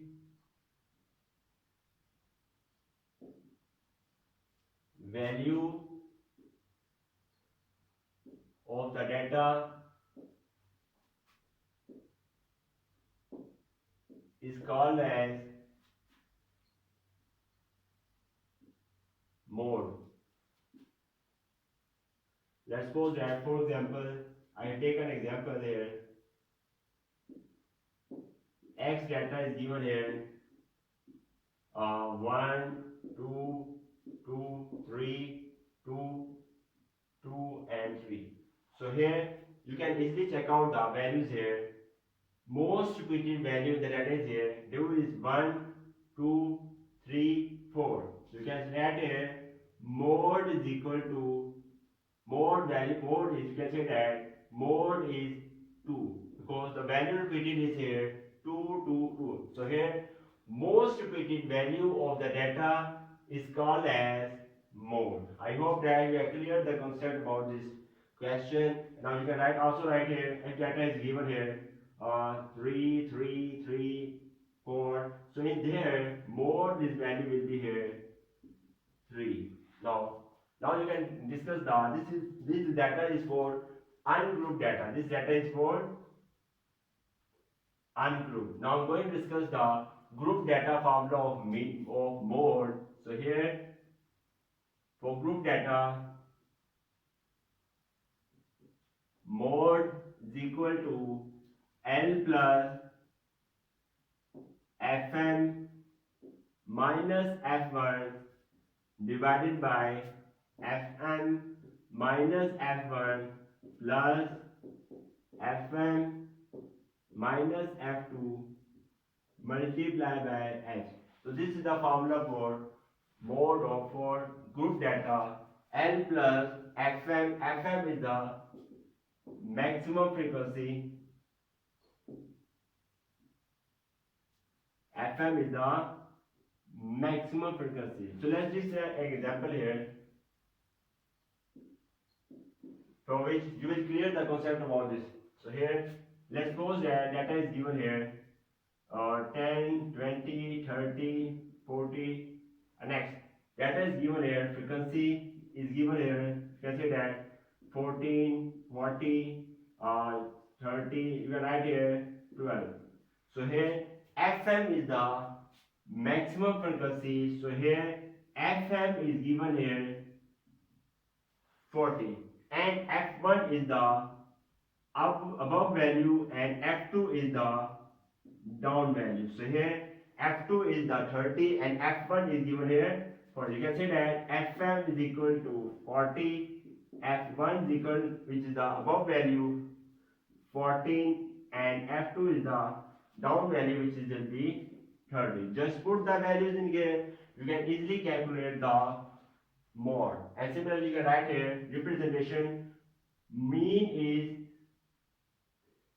is represented as x bar, and last median is represented by x approximation sign, and mode is represented by x cap. I hope that you have cleared the all concepts of all topics: mean, median, mode, arithmetic mean, geometric mean, harmonic mean. Also share this lecture and this course, which is very easiest to read. Also share this course with your classmates and friends so that they also have a benefit of it. And don't forget to like and subscribe this video. Goodbye. Hey guys, welcome to my YouTube channel Asad International Academy. Today I am going to show you a short method and a long method to find out the median of any example of any problem. By this lecture you will clear your all concepts about that, how to find the median with the easiest and shortest method. So without wasting any time, let's start the lecture. So here, first of all, I'm going to apply the log method to find out the median. So first step is here.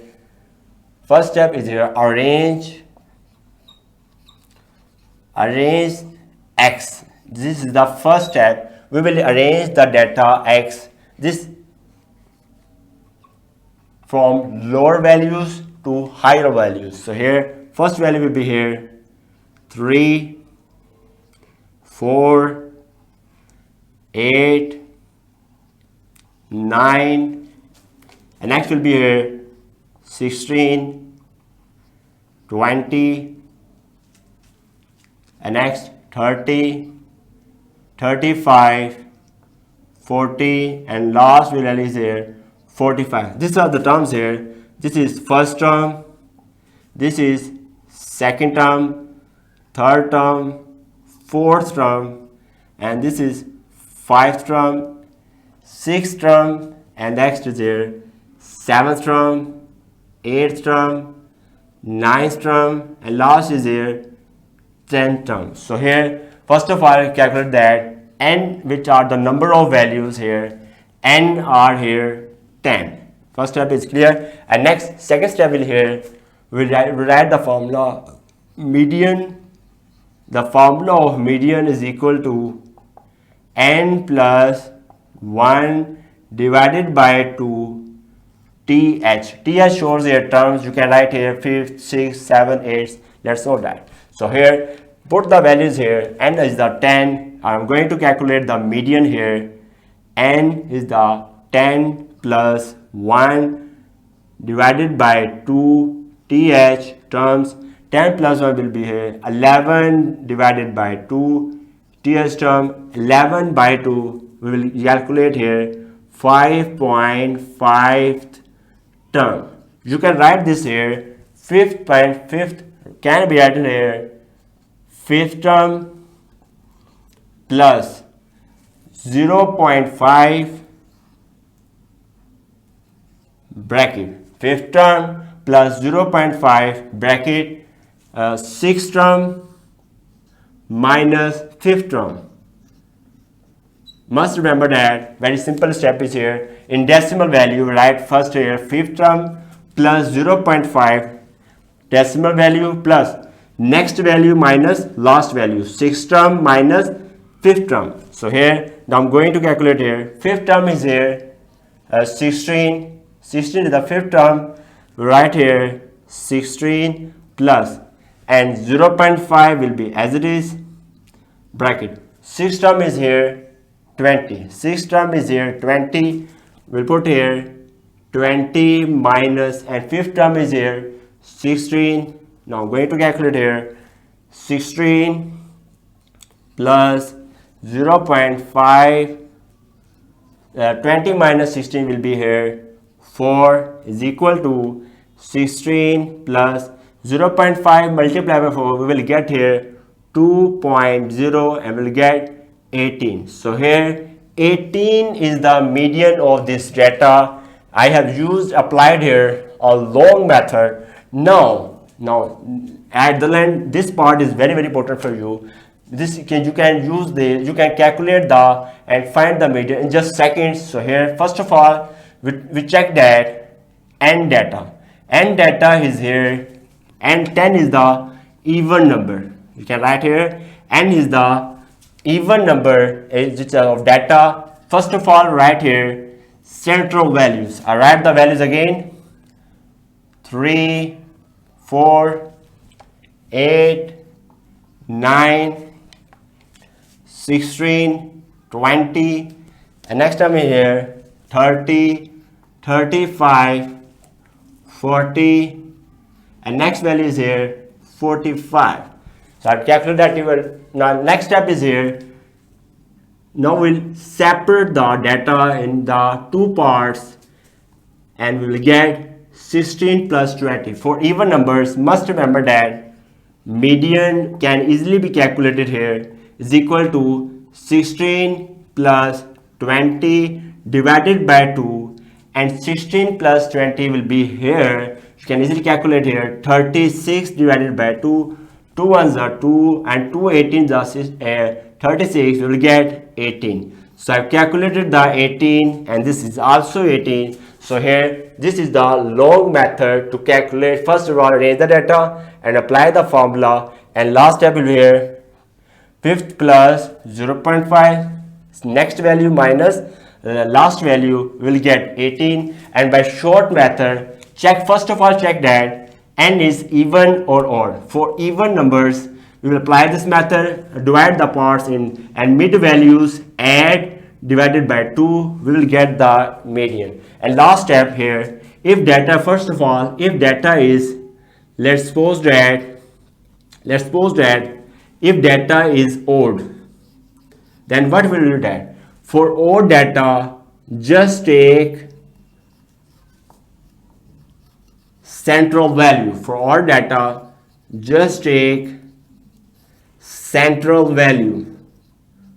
Must remember. For, you can say that, let's say that our data is given here 1, 2, 3, 4, 5. Data is given here.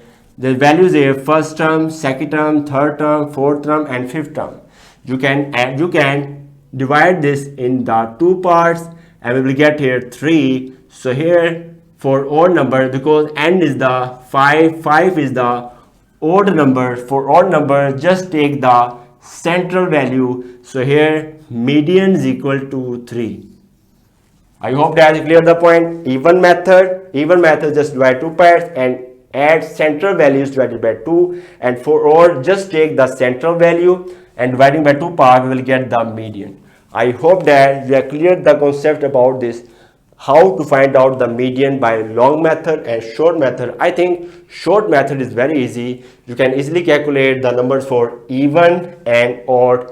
Also, thanks for watching this video. Also share this lecture with your classmates and friends so that they also have a benefit of it. And don't forget to like and subscribe this video. Goodbye.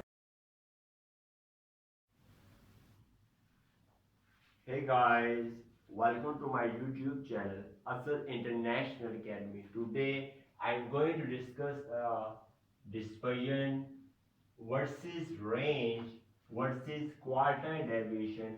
What are the differences between them? So let's discuss now. What is the dispersion? Very easy definition. Deviation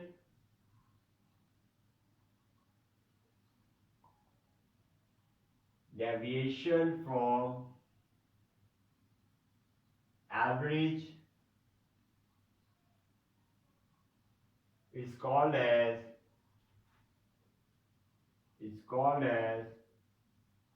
dispersion. Very simple definition.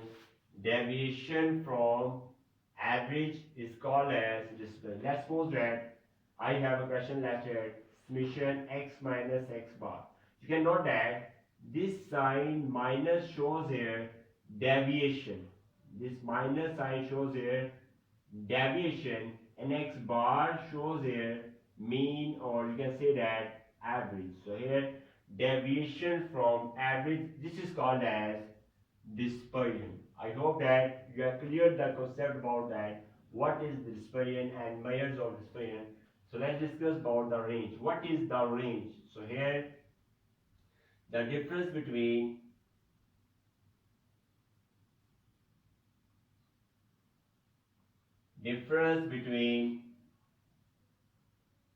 largest value difference between largest value, you can say that xm, and smallest value, and smallest value, you can say that x naught is called as range. You can say that range is equal to xm minus x naught. So here the difference between largest value and the smallest value, this is called as range. Let's suppose that I have a data array 3, 5, 7, 9. So here 3 is the smallest value and 9 is the, you can say this, I say that largest value. So this is the called as range, and you can easily calculate the range by this formula. Just put here the value 9 minus 3, and 9 minus 3 will get the value here 6. I hope that you clear the point about the range and how to calculate the range. Now next step, last step is here, quartile deviation. What is quartile deviation?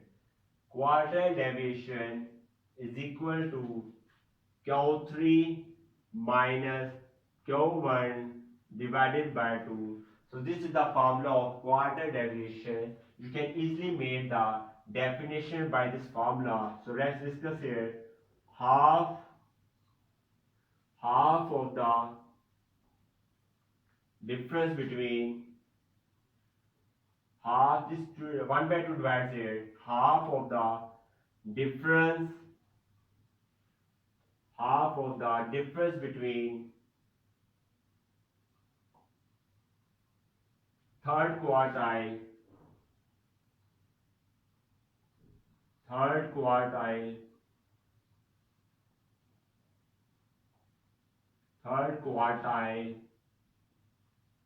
which is Q3, and you can write here first quartile and first quartile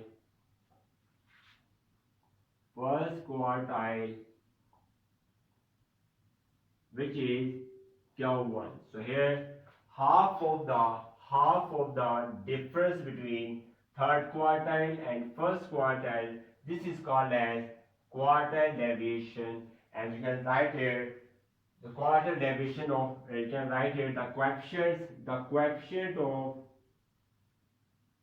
quartile deviation is very simple, Q3 minus Q1 divided by Q3 plus Q1. And similarly you can write here the coefficient of range. You can write here the coefficient of range, very simple, coefficient of range is equal to xm minus x naught divided by xm plus x naught. I hope that you are clear the concepts about what is the differences between dispersion, range, and quartile deviation. Also share this lecture with your classmates and friends so that they also have benefit of it. Hey guys, welcome to my YouTube channel Asad International Academy. Today I am going to discuss the difference between variance and standard deviation with an easiest and conceptual method. So let's discuss now. So here first of all, the variance is here. It is denoted by S squared, or you can say that sigma squared, and standard deviation is denoted by S, or you can say that sigma. The formula is here, S squared is equal to summation x minus x bar completing square divided by n. So this is the formula of variance. You can easily make the definition of variance by using this formula. So let's make the definition now. So variance is the, you can say that variance variance is the mean, or you can say that this shape match by summation x divided by n. You can know that summation x over n is always equal to mean. So you can shape that summation x over n, this is the mean. So here variance is the mean of variance is the mean of squared, this is squared, mean of squared deviation minus is the deviation from mean. X bar is the mean. Squared deviation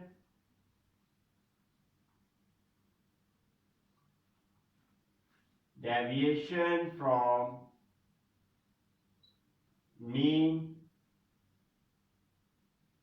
is called as variance. So variance definition here, mean of squared deviation from mean is called as variance. Very, very easiest definition. So let's discuss now what is the standard deviation. The formula is here, S is equal to square root of summation x minus x bar completing square divided by n. So this is the formula of standard deviation. Just here is not any square root, but it has a square root. When this value, this formula have a square root, this is called as standard deviation. You can easily make the definition here. Standard deviation, you can write the definition by just this formula. Standard deviation. Standard deviation is the positive square root, is the positive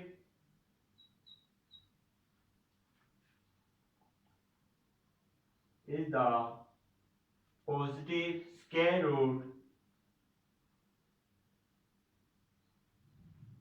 positive standard deviation is the positive square root of mean of, just like before, mean of, just copy this, mean of square deviation, mean of square deviation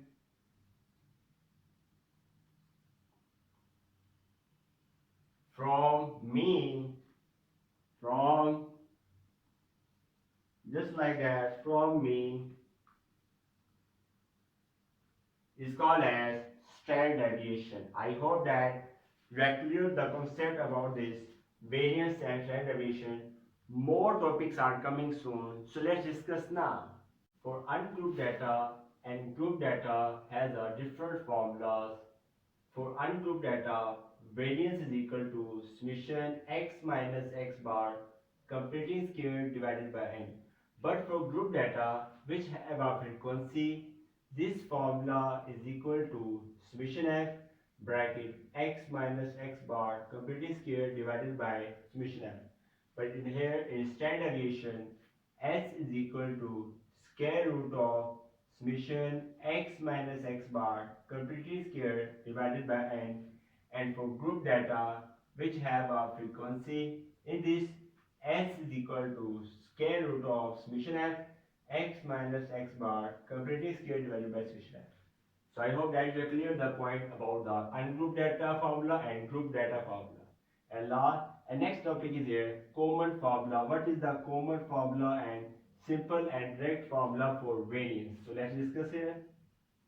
For ungrouped data, S square variance is equal to summation x square divided by n minus summation x divided by n completing square.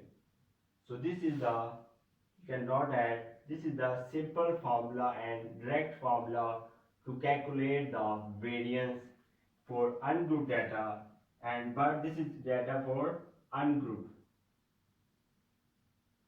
And for group data, you can use here S square is equal to summation f x square divided by summation f minus summation f x divided by summation f completing scale. So this is data for group data. So for group data, you will use the formula here of variance, and for ungrouped data, you can use the formula for here. Next, last point, standard deviation. For standard deviation, the formula is here. S is equal to, for ungrouped data, S is equal to square root of summation x square divided by n minus summation x over n completing scale. This data is used for ungrouped data, and for group data, S is equal to standard deviation summation fx square divided by summation f minus summation fx divided by summation f whole square. So this is are the simple and direct formula to calculate the variance and standard deviation. Now I'm going to discuss about the coding formula or shortcut formula. This is the last topic, so let's discuss now. Let's discuss the shortcut formula for variance here.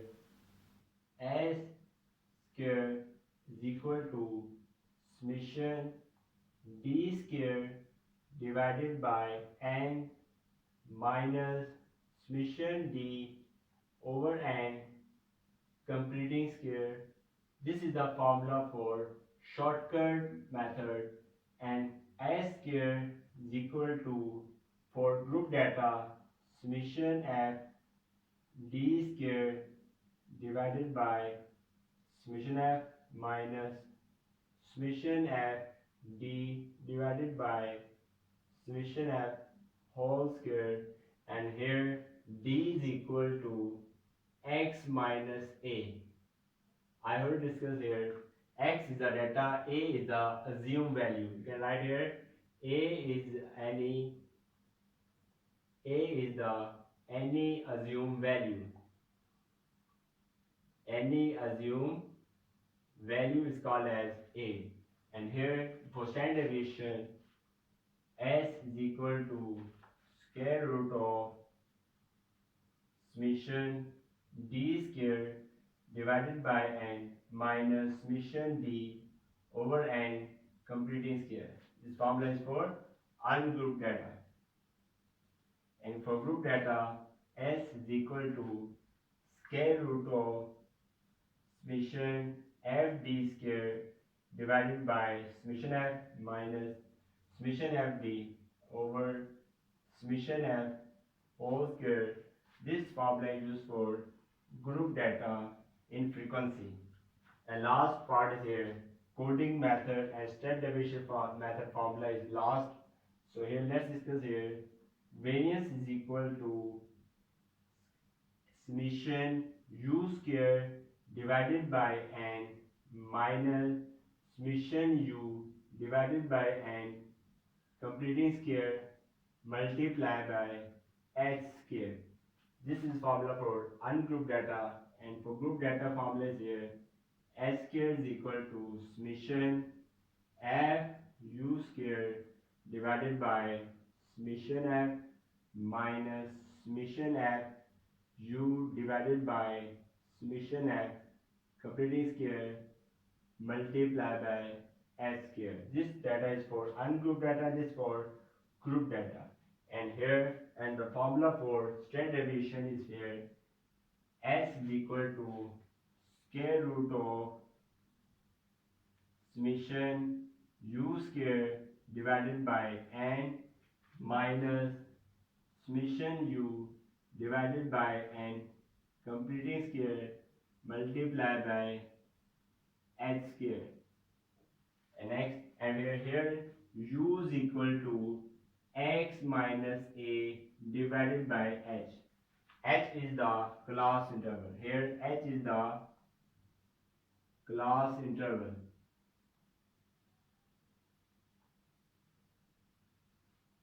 And next, at the last, for group data, S is equal to square root of summation f u square divided by summation f minus summation f u divided by summation f completing square multiplied by h square.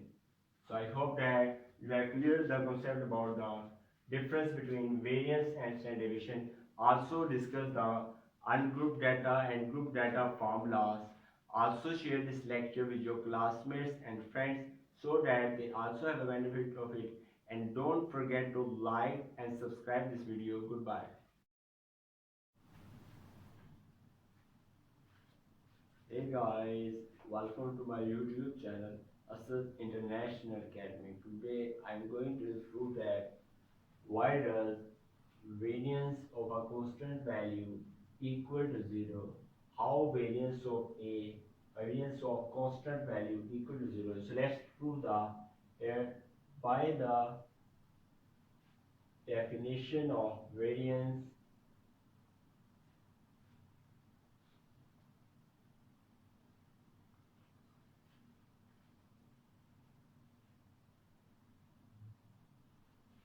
Variance of x is equal to summation x minus x bar completing square divided by the definition of variance of x is equal to summation x minus x bar completing square divided by n. So here variance of a constant value. So here variance of a constant value can be written as summation x. Here is x, so here will be here a minus a bar completing square divided by n. Just follow that variance of x equal to x minus x bar. So here variance of constant value a will be here summation a minus a bar completing square. I hope that you clear the point. Next, because we know that a bar is equal to a mean of a constant value is constant itself. Mean of a constant value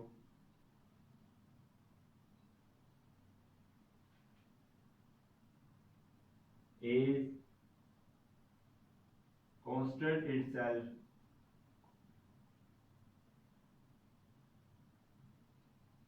Because mean of a constant value is constant itself. So here you can write here variance of a is equal to summation a minus a bar is equal to a. So here I can write here a completing square divided by n. So here a minus a will be cut. So we'll get here variance of a constant value is equal to 0. So I prove that variance of a constant value is equal to 0. This is the very easiest proof. Also share this lecture with your classmates and friends so that they also have the benefit of it. And don't forget to like and subscribe this video. Goodbye. Hey guys, today I am here to simply explain that what is the index number with concepts that will clear your all points. So without wasting any time, let's solve the lecture. So I'm going to discuss first of all the definition of index number, which is really very easy. The technique the technique the technique which measures the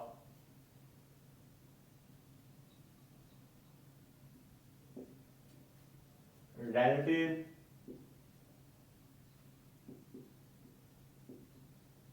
the technique which measures the relative change in a variable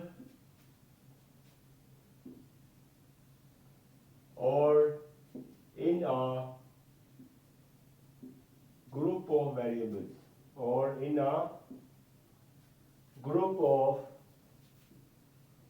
variables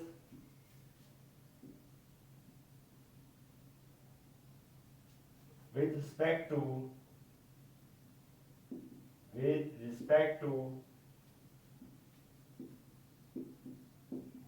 time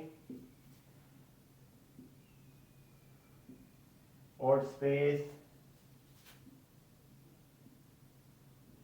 is called as index number.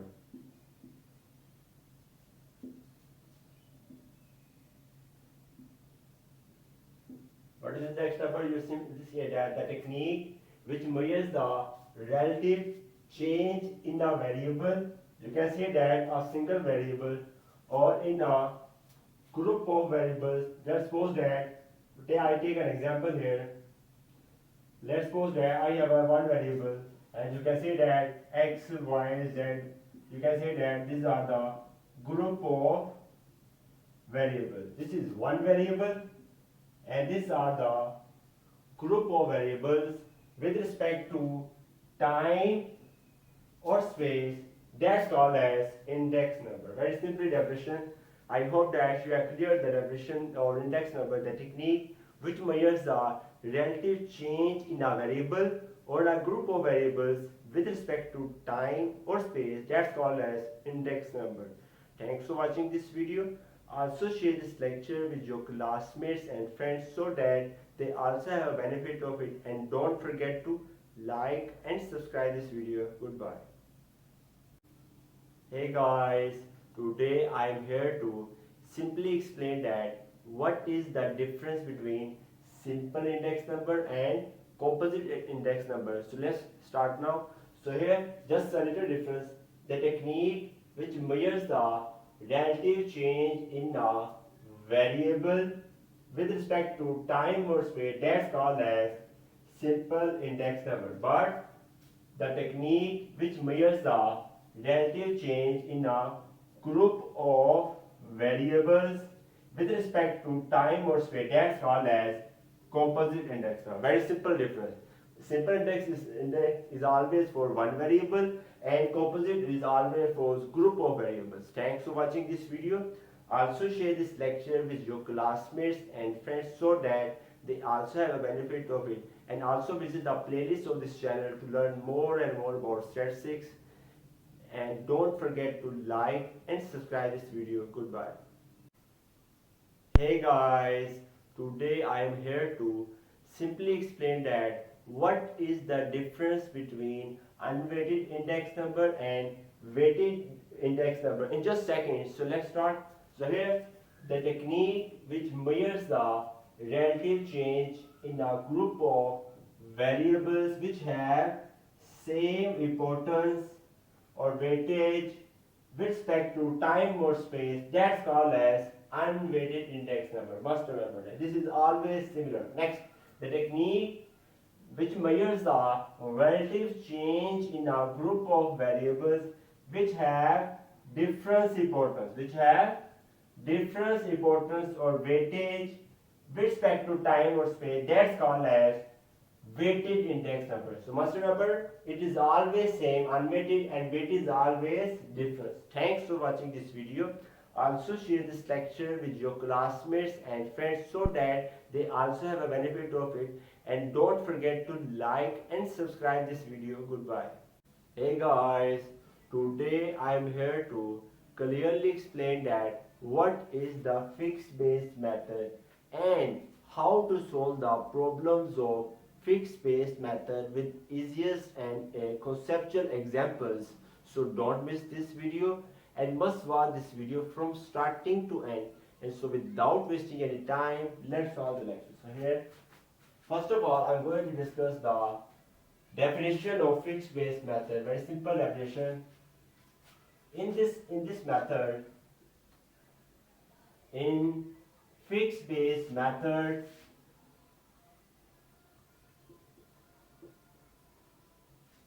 we fix the in fixed base method we fix the base period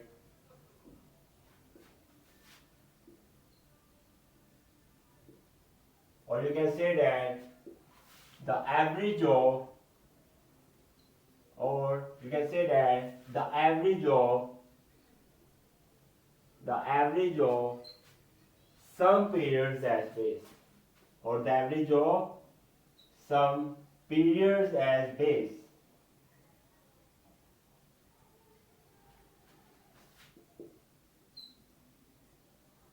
Must remember that in this method we fix the base value. You can say that let's suppose that here is any value which is given here 2020 is the given value. Let's suppose that you can write here P naught is equal to 2020. You can note that P naught is the fixed value, it can't be changed. You can say that it can't be changed. This will be fixed value. You can say that also this is the fixed value, that's called as fixed base method. In this method, in fixed base method,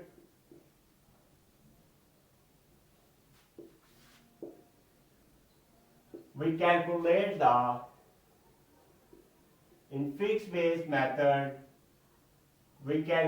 the price relatives. Must remember, we calculate the price relatives.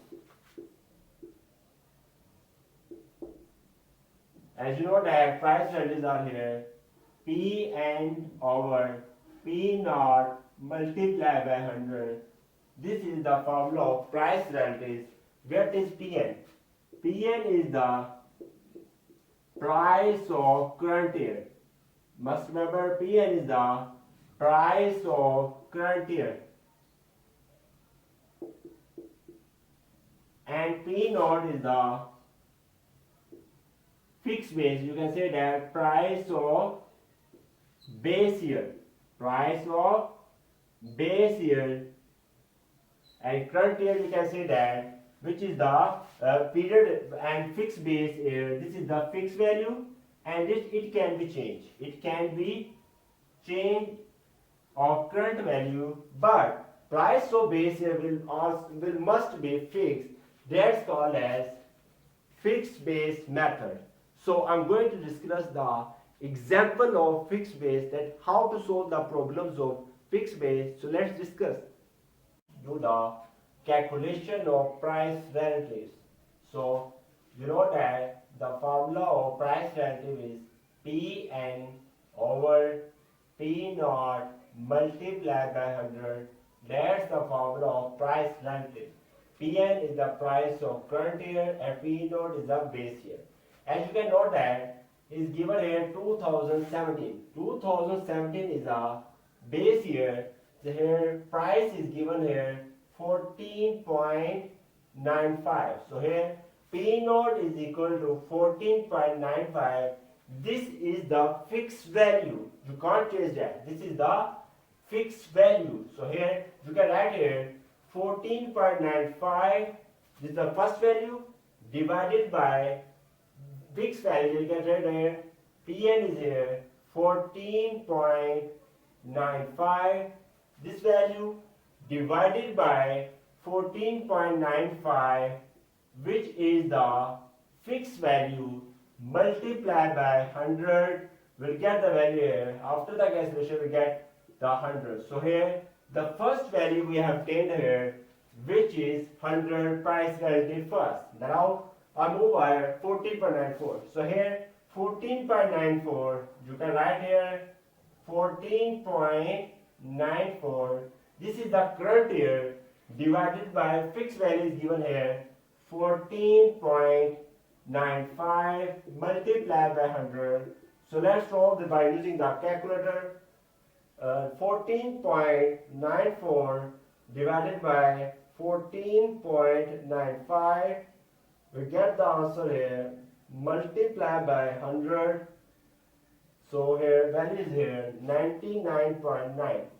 So 99.9 is the second price of that. The next, similarly, you can write here 15.10, 15.10 divided by fixed value, which is 14.95, 14.95 multiplied by 100. So let's solve by calculator. 15.10 divided by 14.95 multiplied by 100. We'll get the value here 101.0. The next, similarly, 15.65, which is very easiest method to solve the price parameters. Very easiest, you can follow that. 15.65 divided by the next value here 14.95 multiplied by 100. We'll get the value here 15.65 divided by 14.95 multiplied by 100. So we'll get the answer here 104.6. You can round out value here. 4.6 you can write here 105.0. You can write the value by using the round off. The next, 16.28. 16.28 divided by the next value will be here. Similarly, 14.95 multiplied by 100. We get the value here 16.28 divided by 14.95 multiplied by 100. We get the value here 108.8, and you can also write here, and you can round off here. We'll get the value here 109.0. Similarly, you can do this value here. The next step is here. If the value is for 2022, what 2022 value is given here? This is the 2022 value. The price is given here 16.53. This is the fixed value. This is the fixed value. Just follow this method. You can do it in yourself here. I can do the first second here. The value here 14.95 divided by 16.53, which is the fixed value, multiplied by 100. So let's solve that. 14.95 divided by 16.53 multiplied by 100. We get the value here double to 8.9. This is the value. You can also round off here. Double to 9, the value here. And similarly, you can do it here. 14.94 divided by 16.53 multiplied by 100. You can note that 14.95 in this case is the fixed value, fixed price. So here you can note in this case 2022, 16.53 is the fixed value. Similarly, you can do it yourself. I hope that you are clear the concept about that. What is the fixed base method? Just fix the any year, the period given here, and you can also clear the concepts about the how to take the price reality Pn over P naught multiplied by 100. Thanks for watching this video. Also share this lecture with your classmates and friends so that they also have a benefit of it. And don't forget to like and subscribe this video. And you can also visit the playlist of this channel to learn more and more about the all statistics mathematics. Goodbye. Hello dear friends, welcome to my YouTube channel Asad International Academy. In 2021, today I am here to explain that how to make easy the theory of probability. In this video, I will tell you that the complete introduction of probability with probability theory Their theory is, I will discuss by step. Their steps are 7 steps which I will discuss here. In first step, I will tell you that what is the difference between random experiment and what is the trial. In second step, I will tell you that what is sample space and what are the events and what are the outcomes. In third step, I will tell you that what is the difference between simple event and compound event. And next step, I will explain you what is the difference between mutually exclusive events and equally likely events. Next step, I will tell you that what are the exhaustive events and what is the difference between independent and dependent events. And last step, I will discuss here what is the probability and how can we calculate the probability with real life examples. So this lecture is very helpful and very beneficial to you, so must watch this lecture from starting to end. So without wasting any time, let's solve the lecture. So in first step I will discuss here what is the difference between random experiment and experiment. So follow the steps here. Random experiment, you can write here a process. I will tell you the definition, very easy method. A process which is repeated a large number of times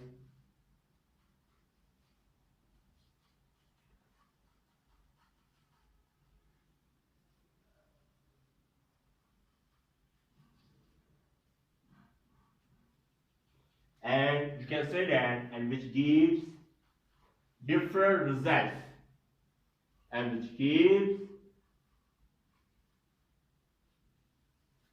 different results is called as random experiment. Must remember. And must remember the main important point. Must remember that these two things, you can watch here, that's the dice and that's the coin. These two things make the probability theory very easy and very easy calculation. You can watch that this is the dice which has 6 sides and there's coin have 2 sides, head and tail.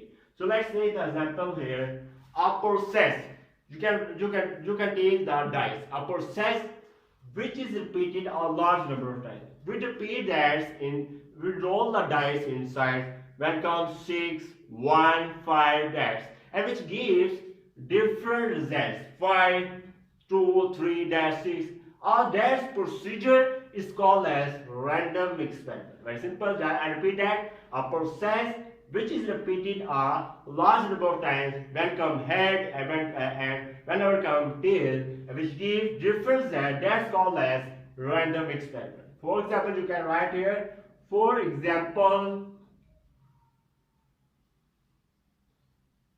you can write here coin tossing, number 1, coin tossing. And second example you can take here, dice rolling. Dice rolling. That's the main two examples of that lecture. And now tell you that what is the experiment? Very easy step. Follow the steps here. A process. Similarly, you can write here a process. Just a little difference between that. A process which is repeated a large number of times. Similarly, a large number of times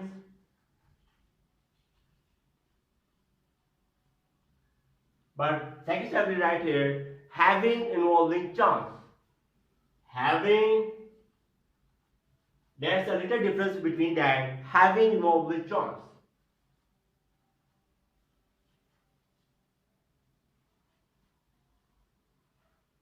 And similarly you can write here, and which gives different results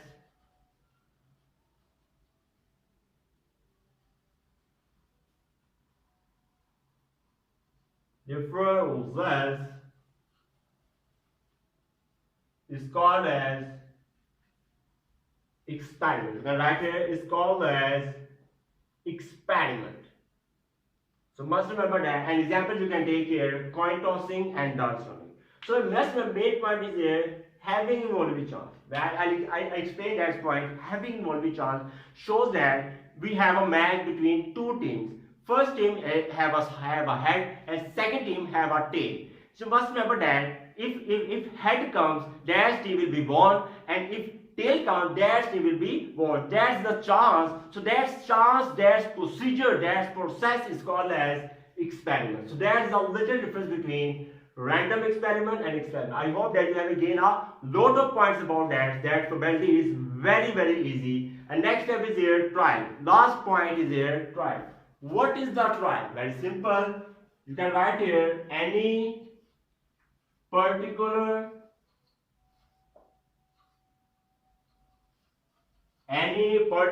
performance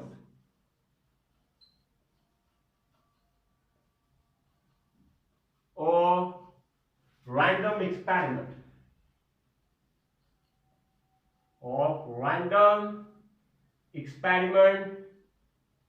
is called as trial. So must remember that the particular performance, you can take the performance of you can write it coin tossing, you can take the performance of that dice. So that's particular performance of random experiment, that's called as trial. Now I'm telling you that what is the sample space and what are outcomes and events. So let's discuss sample space. What is the definition of sample space? Very easy. Let's follow. What is sample space? List of all possible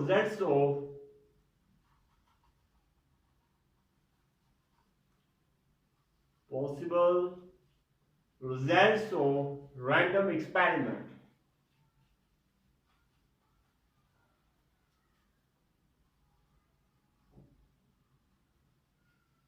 Is called as sample space. Must remember, it's called as sample space. I must remember that sample space is also called as universal test. Must remember, universal test, you can say that universal set. That's remember. And next step point is here. For example, you can take here, for example. Now I'm taking the example of sample space. Very easy. Must remember that for one coin, you have a sample space, one head and tail. That's the two outcomes. So must remember that list. You can write here list. That's the list of all possible results. There's head, tail are the results. Must remember, head, tail are the results. So must remember that list of all possible results of random experiment, which I have already discussed, that's called as sample space. Must remember. Next time we take an example for two coins. Now for two coins, I will tell you for two coins, sample space will be head, tail, tail, head, and last will be tail, tail. That's point. And next for one dice. Let's take an example for one dice. Sample space will be size 1, 2, 3, 4, 5, 6. So that's the sample space, and their procedure, their set is called as sample space. I hope that you have gained a lot of point about that. Now discuss here what are the outcomes. Very simple. Must remember that outcomes. Each individual must remember that each individual result of sample space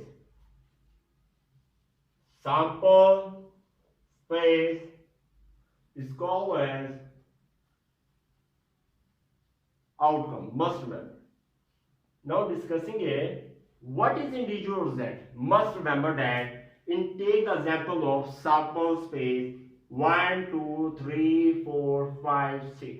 Must remember that most important point I am telling you discussing here. Must remember 1, 2, 3, 4, 5, 6. These are called as results of random experiment. Results of random experiment.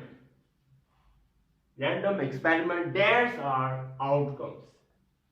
So definition is there. Each individual result of sample space, that's the result of sample space, their results are called as outcomes. Must remember. Very easy step. Last step is here. What are the events? Very simple. Must remember that. Tell you here events. So must remember that each possible step, each possible subset of sample space, each possible subset of sample space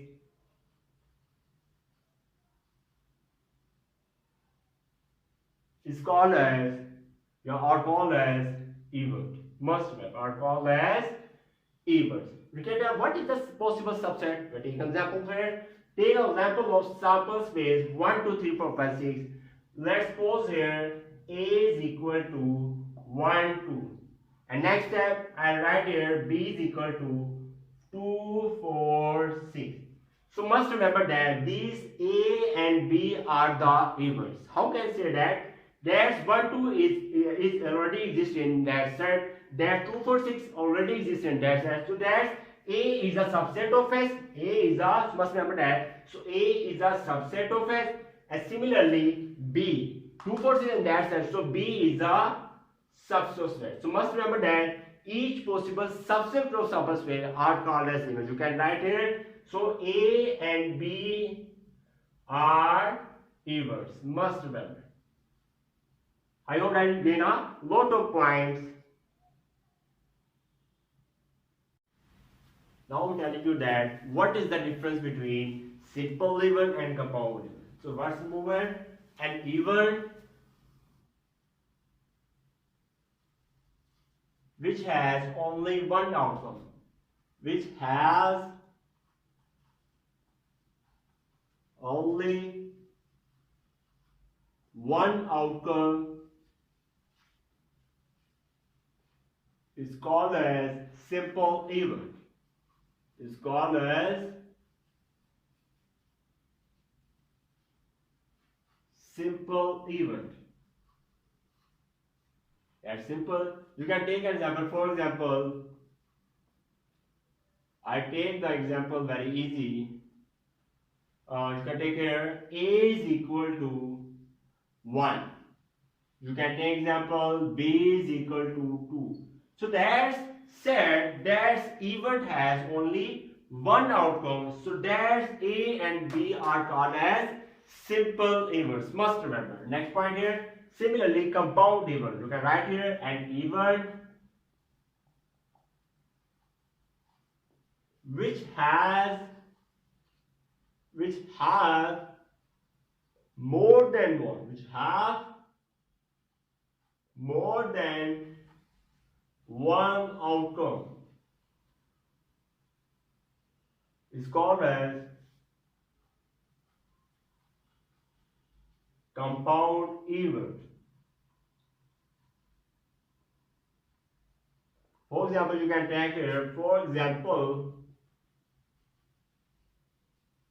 you can take example, you can write is sample space equal to 1, 2, 3, 4, 5, 6. You can write here A is equal to 1, 3, 4. You can write take example B is equal to 2, 4, 5. So must remember that which has more than one outcome, that set which is sample space and also called as compound event because it has more than one outcomes. They similarly that section must remember that which has only one outcome is called as simple event, which have more than one outcome are called as compound event.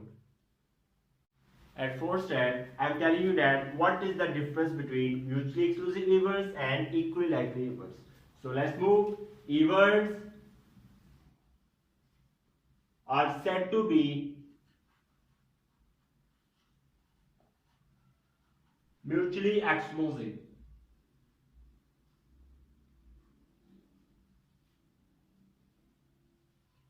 Mutually exclusive if they have no common points. Must remember, if they have no common points.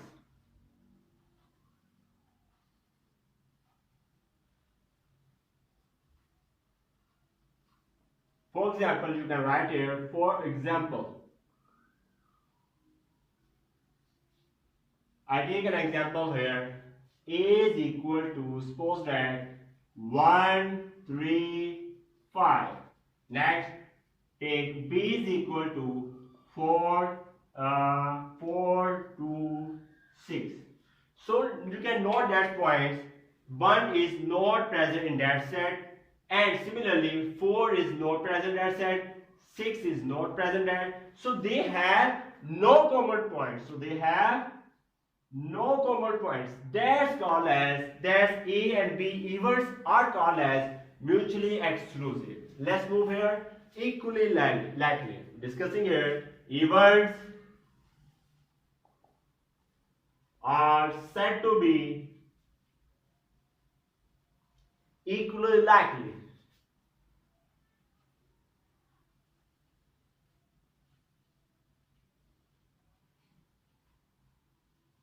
They are opposite to each other. If they have no common point, it will be if they have common points. If they have common points,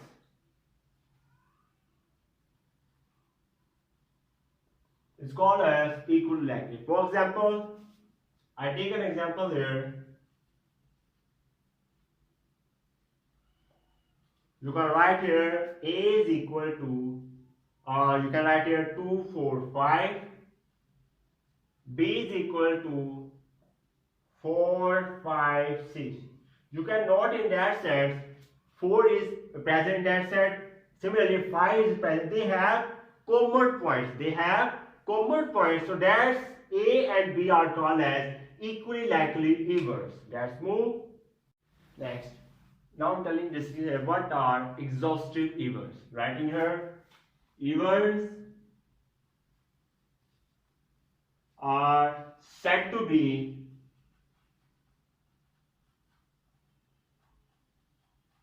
exhaustive events. Events are said to be exhaustive when union is equal to sample space. When union is equal to sample space.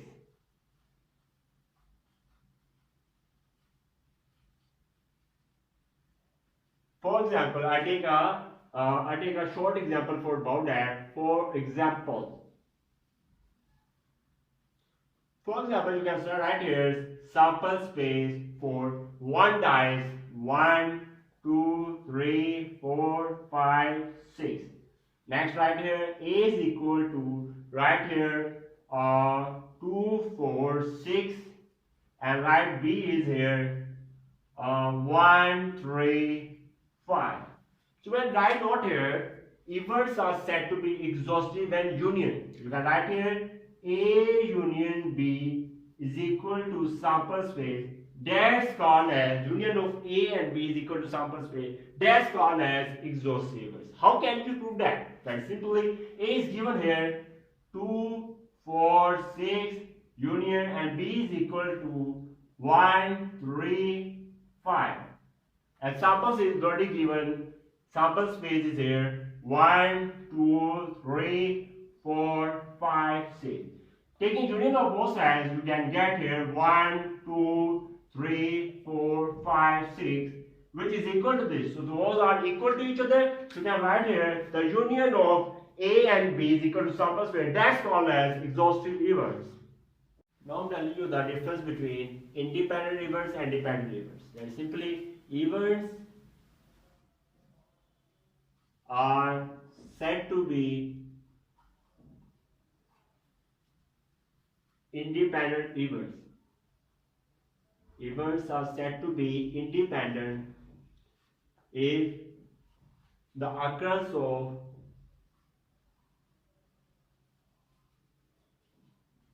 one event does not depend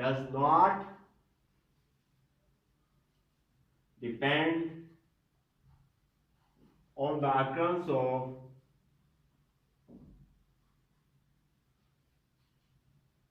other events.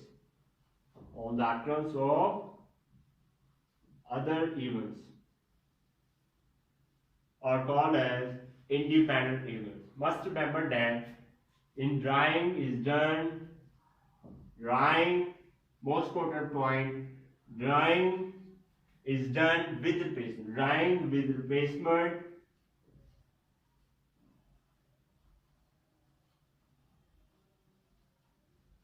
shows independent events. Shows independent events. Must remember. And similarly, both are opposite each other. You can write here events are said to be, similarly you can write here events are said to be independent if the occurrence of one event does not depend. So here will be, and you can write here does not depend, you can write here depends. You can write here depends on the occurrence of, similarly that will be changed, because independent events which not depend and dependent which depends on the occurrence of other events are called as dependent events. So must remember that last point, drawing is done without replacement.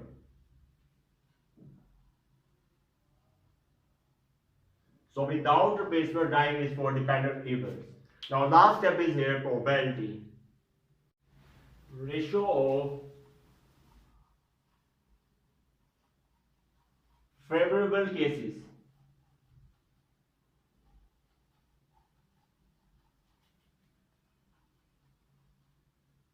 in an event A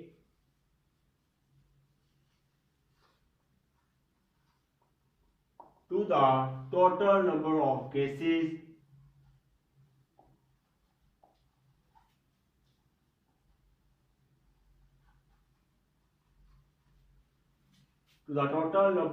cases in sample space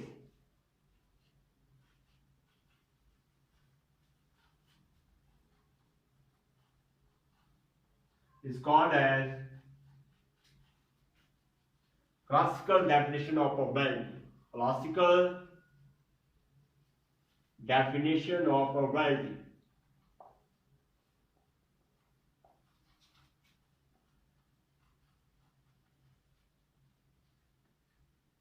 For example, you can say that probability of A is equal to number in A divided by number in sample space. That shows as number in A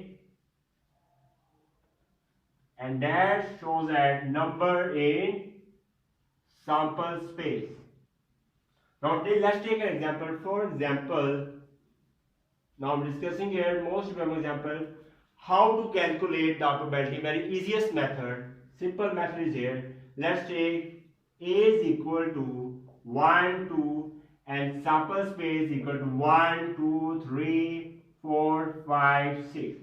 You can easily calculate probability. Write the formula of here. Probability of A is equal to number in A and number in sample space. Number in A is 1, 2, counting is 2, divided by counting is 6. So put 2 to 1, 2 to 6. You have calculated the probability. Very easiest method. Thanks for watching the video. If you like this video, then can you must subscribe to my YouTube channel. Must press bell icon button for getting notification of my new lecture. Goodbye. Guys, today I am here to clearly explain with the examples that what are the axioms of probability.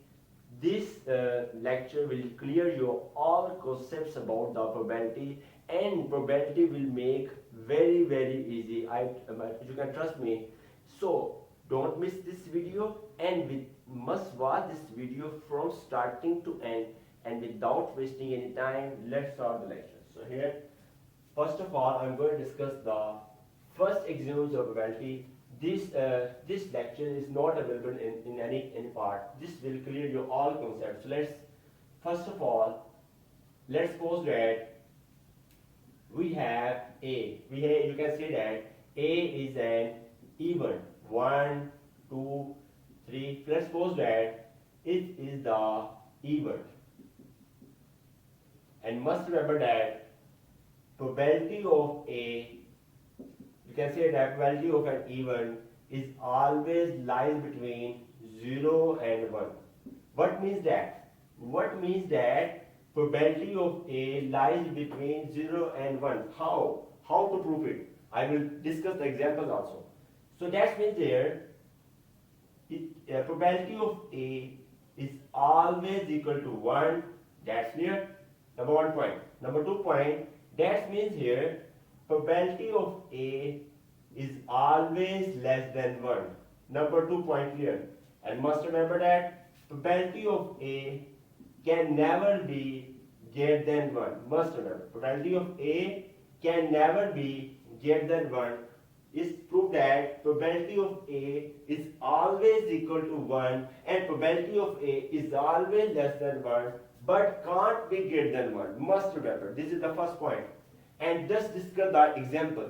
So let's discuss the example here. That will clear you all concepts about probability and will make easy. So let's suppose that probability of A. S is the, you can say that for one dice. For one dice, you can say that S, which is you can say that total sample space. S is the total sample space. Total sample space, which is here 1, 2, 3, 4, 5, 6. Because note that dice has a 6 sides. Now I'm going to calculate that how probability of is equal to 1, how probability of less than 1. I'm going to prove that with example. Probability of A, first of all I'm going to calculate the probability of A. What is the probability of A? What is the probability of an even? It's always equal to number in A. This shows that number in an even A divided by number in total sample space. That's clear? So you can hear A is given here 1, 2, 3. Count that the values are 3 values. Number in sample space 1, 2, 3, 4, 5, 6. We're going to calculate 3 ones are 3, 2s are 6, 1 by 2, which is equal to 0.5, which is less than 1. So I proved that probability of A is equal to 1, or you can say that less than 1, but can't be greater than 1. I hope that you have cleared the first axiom of probability. I hope that this is very easy. Now I'm going to move the second axiom. This will also clear your concepts.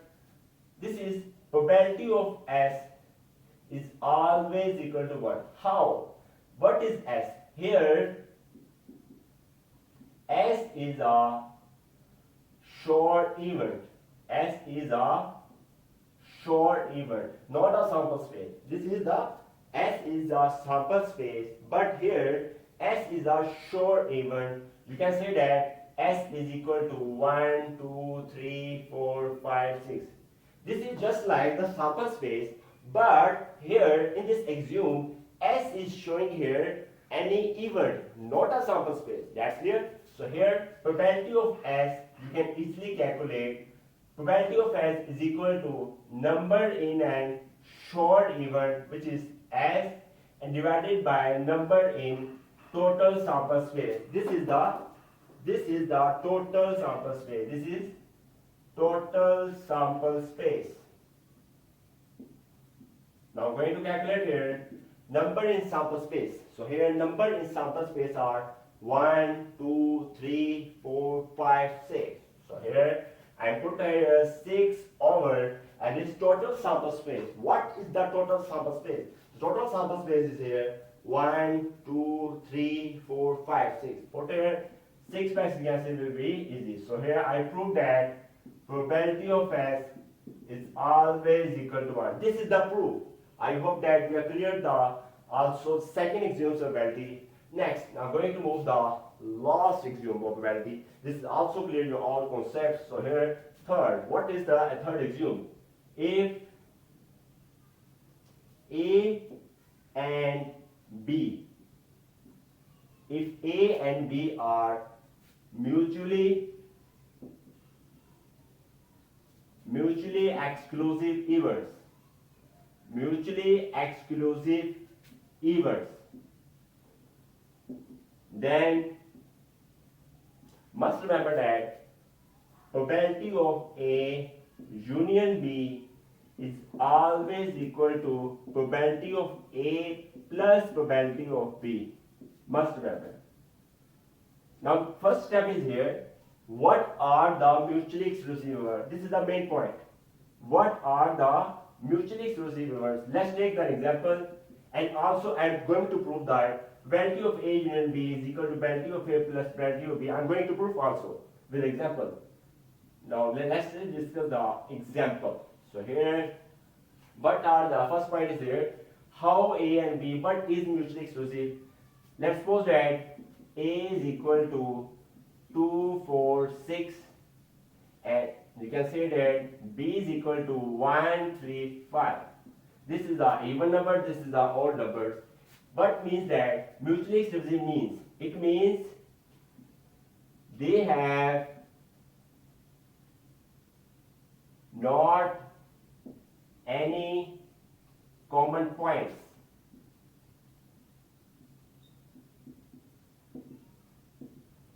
And must remember that what are the, you can say that what are the mutually exclusive evers? You can say that if A and B are no common points, that's called as mutually exclusive. Let's discuss here.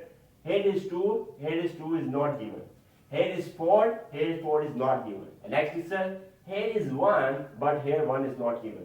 Here is 3, here 3 is not given. Let's suppose that they have not any common points. That's called as mutually exclusive.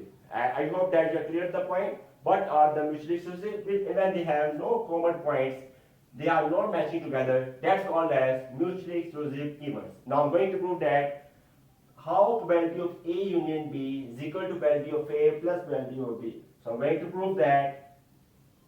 So for that, next here, probability of A, let's first of all I'm going to calculate probability of A. Probability of A is equal to number in A divided by number in sample space. So here, number in A is given here 1, 2, 3. 3 divided by total sample space. Here total sample space is 6. So here I put here 3 was that is equal 0.5. That's clear. Next point.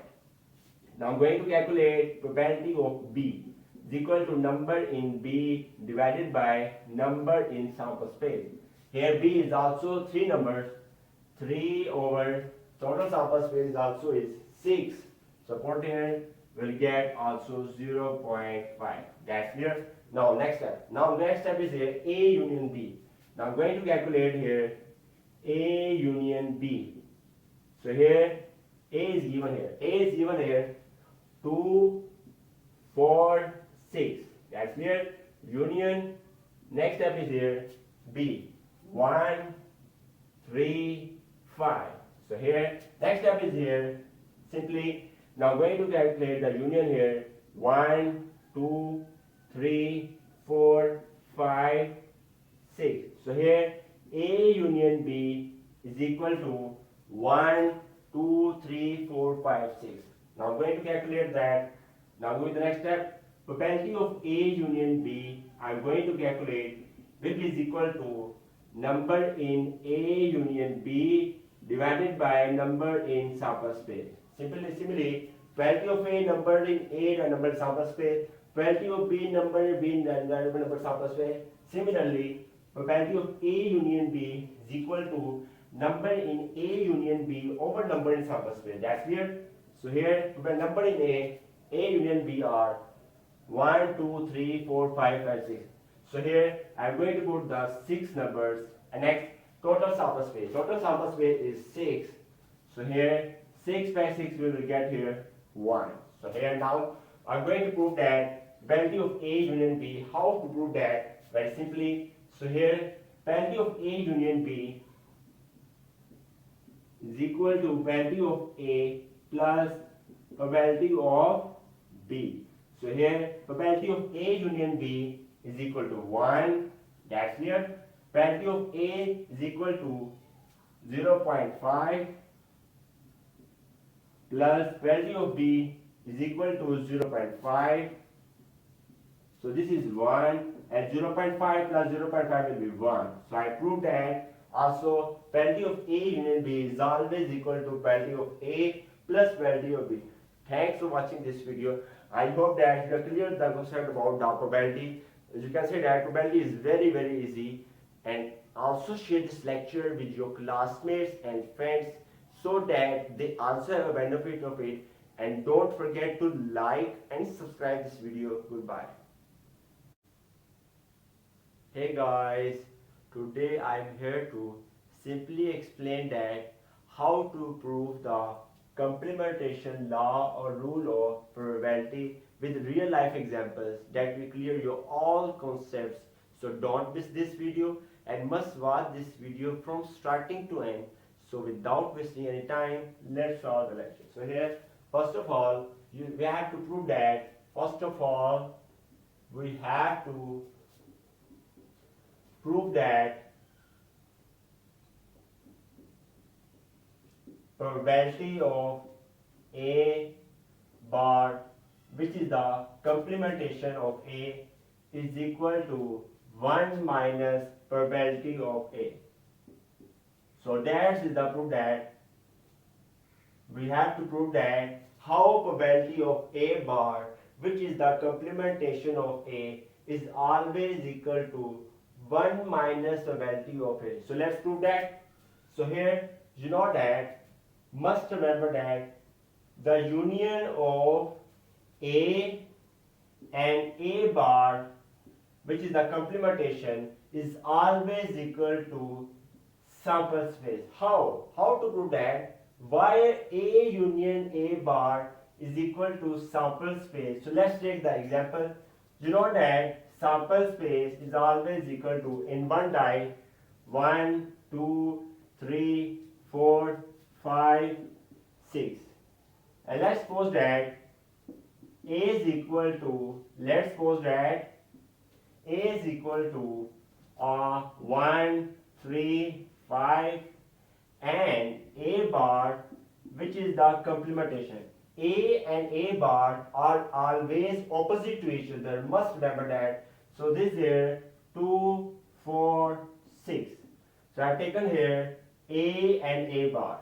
So practically here we put here the set of A is given here 1, 3, 5 union, and A bar set is given here 2, 4, 6, and here sample space. Sample space is equal to 1, 2, 3, 4, 5, 6.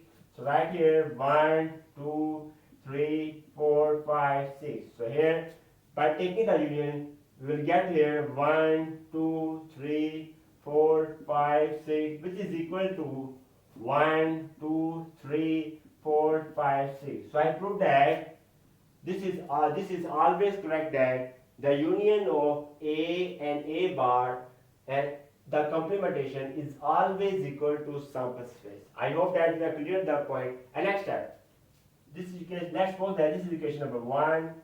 Take a second step is here. Take probability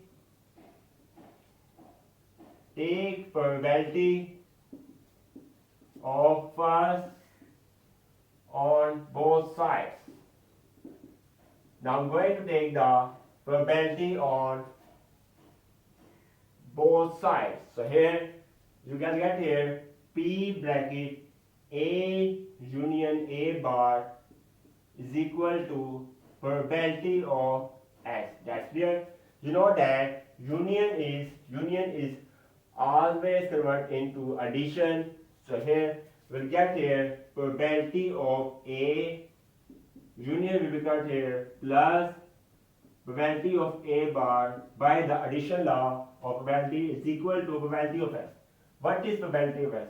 You know that probability of S is always equal to 1 because you know that number in sample space, you can say that number in even, this is the even, you can say that short even. You can say that short even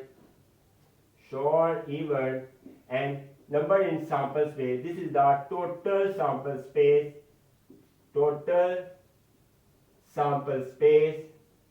this is always set here 6 by 6 will be 1. So here probability of S is always equal to 1. I have already proved that by axioms of probability. You can watch the second lecture. So here probability of S will be here 1. So we'll get here the answer or right answer of this question here. Probability of A bar is equal to 1 minus probability of A. So I have proved that probability also have proved. So we have proved that probability of A bar is always equal to 1 minus probability of A. Thanks for watching this video. Also share this lecture with your classmates and friends so that they also have a benefit of it. And don't forget to like and subscribe this video and must press bell icon button to get the notified of new lesson. And you can also visit the playlist of this channel to learn more and more about probability and statistics with concepts and real life examples. Goodbye. Hey guys, today I am here to simply explain that what is the multiplication law or rule of probability. So don't miss this video, and without wasting any time, let's solve the lecture. So here, first of all, I'm going to discuss about that general multiplication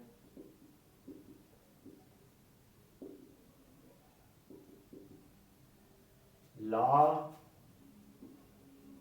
or rule is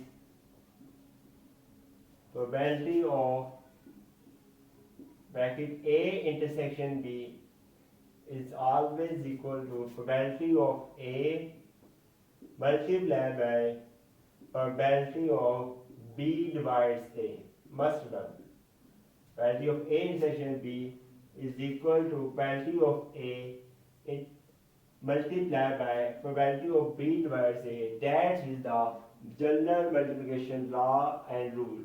When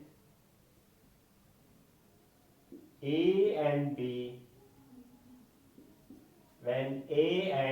are independent,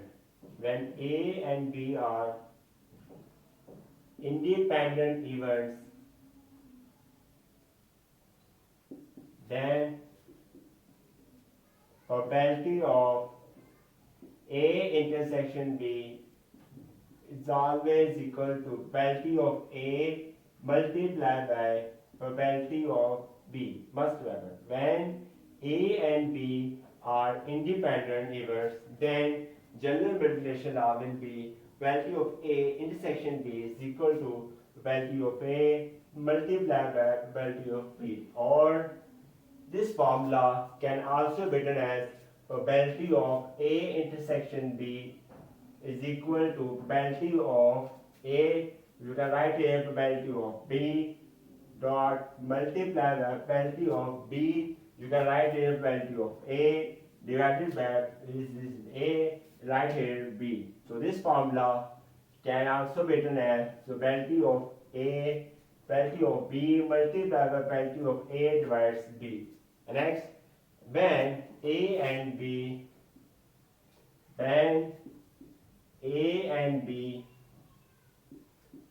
are dependent events, when A and B are dependent events, then probability of A intersection B is equal to value of B multiplied by value of A. So this formula is used also in when dependent events. When independent events, formula applied here. Thanks for watching this video. Also share this lecture with your classmates and friends so that they also have a benefit of it. And don't forget to like and subscribe this video. Goodbye.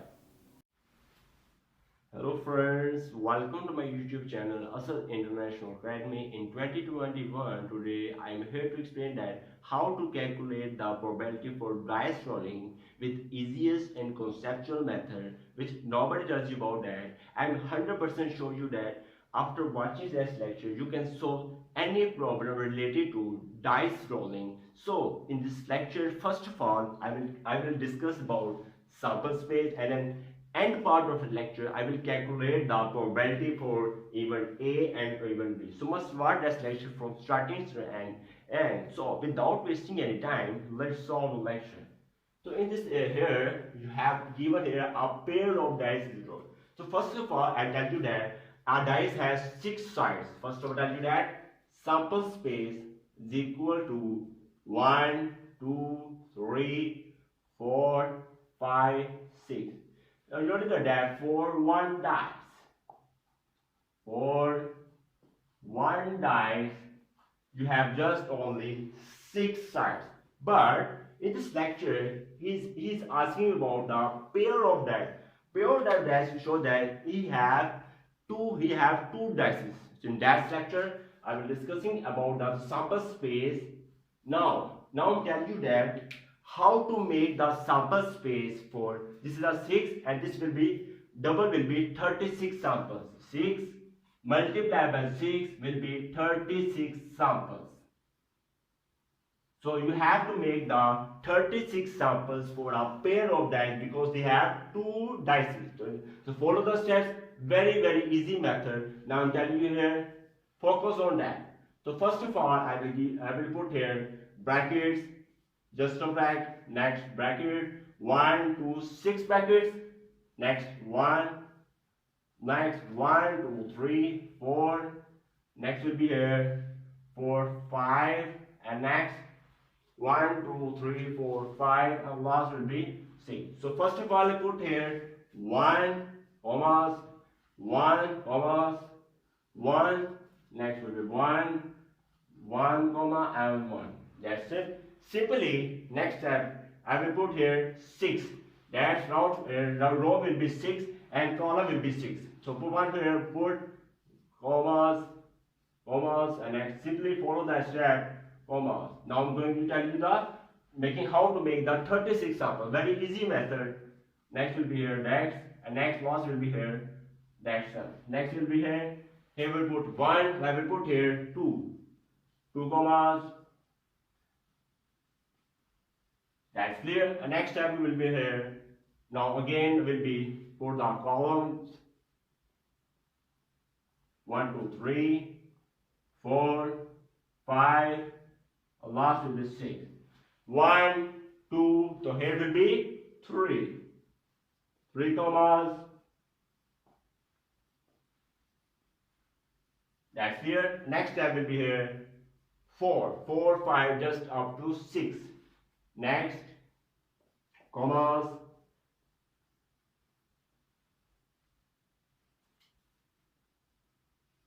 Next, 1, 2, 3, that will be 4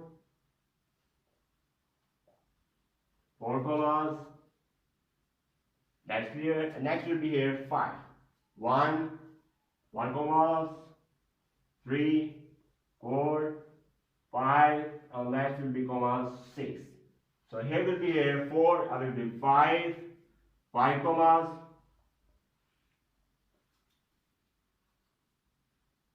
That's clear. And that last step is here 6.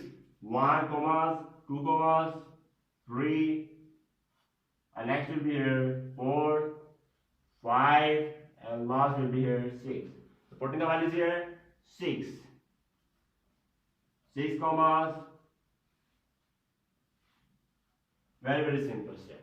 So that next step will be very easy. I will just put here 1 2, 3, 4, 5, 6. That's clear. Next step. 1, 2, 3, 4, 5, 6. That's clear. Next move here. 1, 2, 3, 4, 5, 6. Last step. 1, 2, 3, 4, 5, 6. Next step here.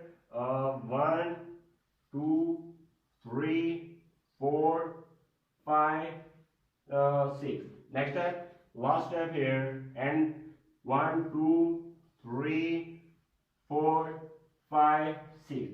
So I am making here 36 sample. I'm making here 36. I hope that you will gain a lot of points about that. How to make the sample space for 36 sample in a pair of that. But must remember that now I'm going to tell you the shortcut trick about the pair of that. You don't need to make the large sample. There's a large sample. You have to make just a shortcut method, which is here. You can write here. You can take your sample space is equal to 1 1.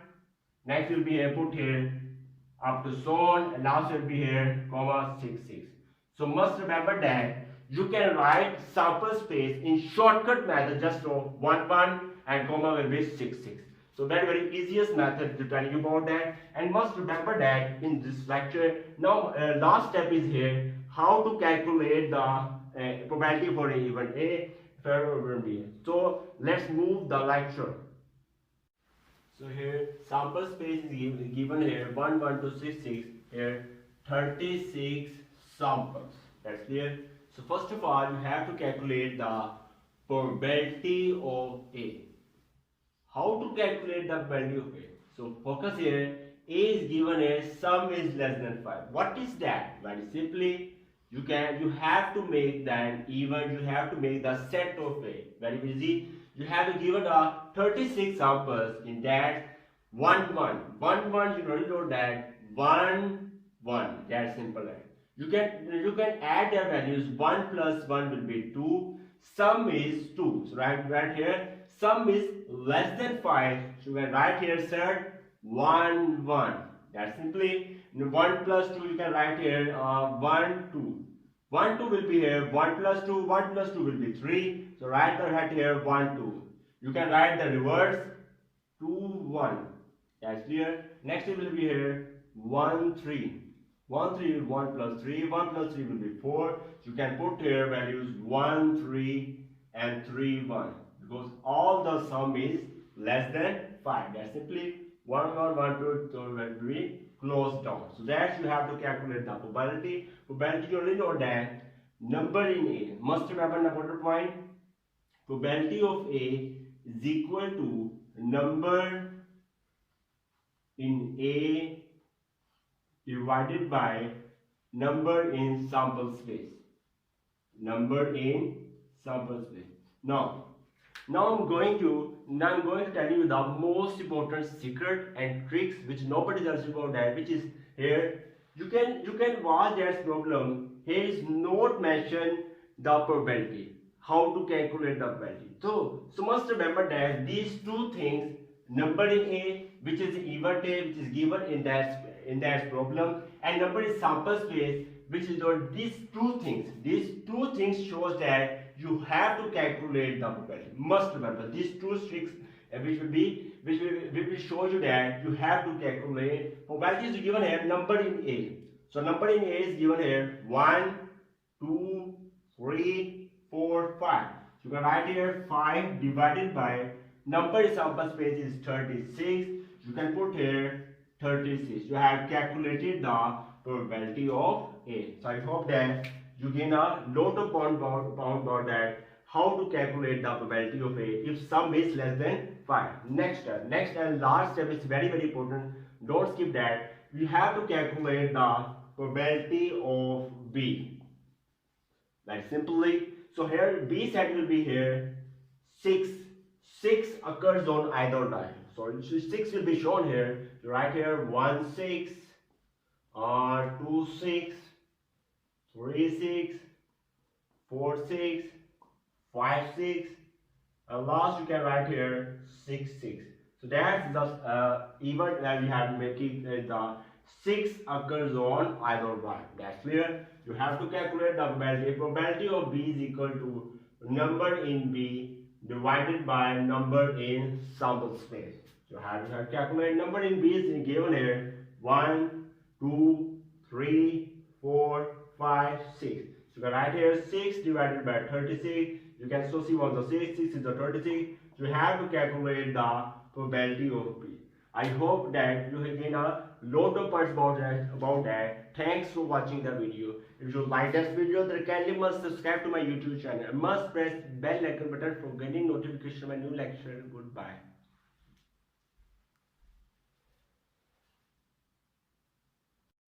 Hey guys, today I am here to clearly explain that how to solve this problem of probability with an easiest and conceptual method. So without wasting any time, let's start the lecture. So here, the question is here, in Google Word, how many ways are possible? Do you know that about the permutations?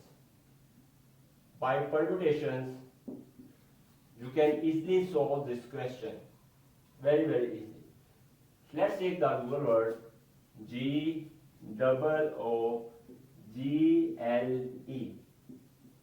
First of all, count the values here n. The n values are here, the number values 1, 2, 3, 4, 5, 6. So here the number of values are 6. The first step, the second step is here. First of all, then second step is here, take n1. What is n1? You can say that G is n1. Here are G1, 2. So there n1 are n1 are 2. Next step, n2. N2 will be, let's suppose that this is O. The number of values are here 1 and 2. So put here 2. That's clear. Next step. The next step is here n3. N3 you can take that L. L is n3. L is 1. So write here 1. And similarly, n4 is E, so right here 1. I hope that you have cleared the point.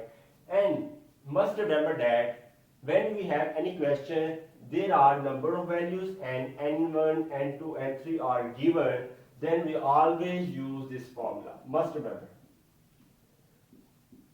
This formula will helpful to solve that how many ways are possible in Google Words. Very simply, now check the formula.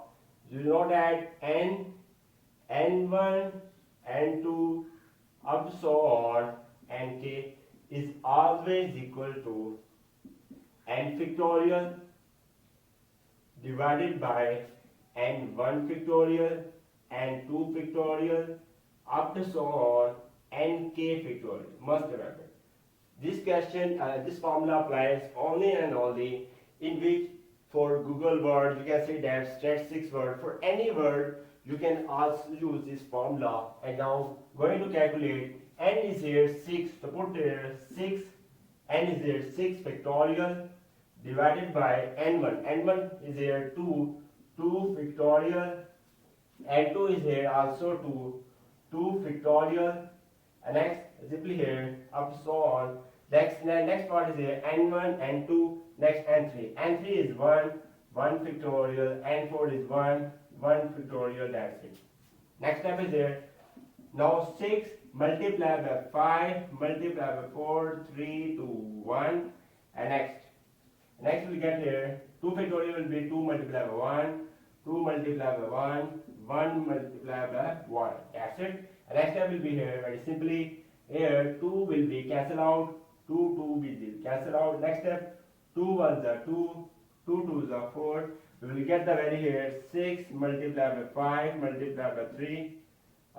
6, 5, 2, 3 multiplied by 2. We will get the value here 180. So there are 180 ways you can raise the Google Word.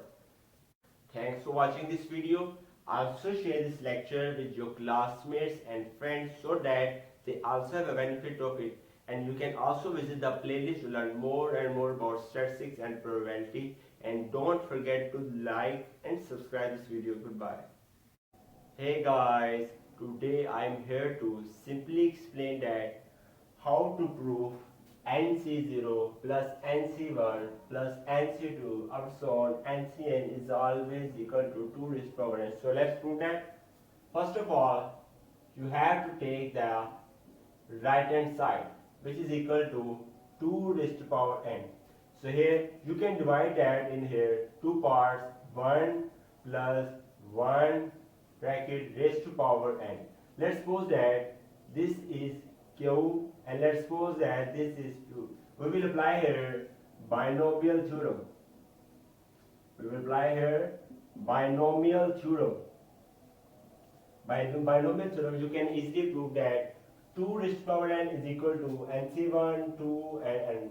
So here, by opening that by binomial theorem, we write here nc0 p raised to power 0 q raised to power n plus nc1 p 0 here will be 1 q n will be here n minus 1 plus nc2 p2 q raised to power n minus 2 up so on.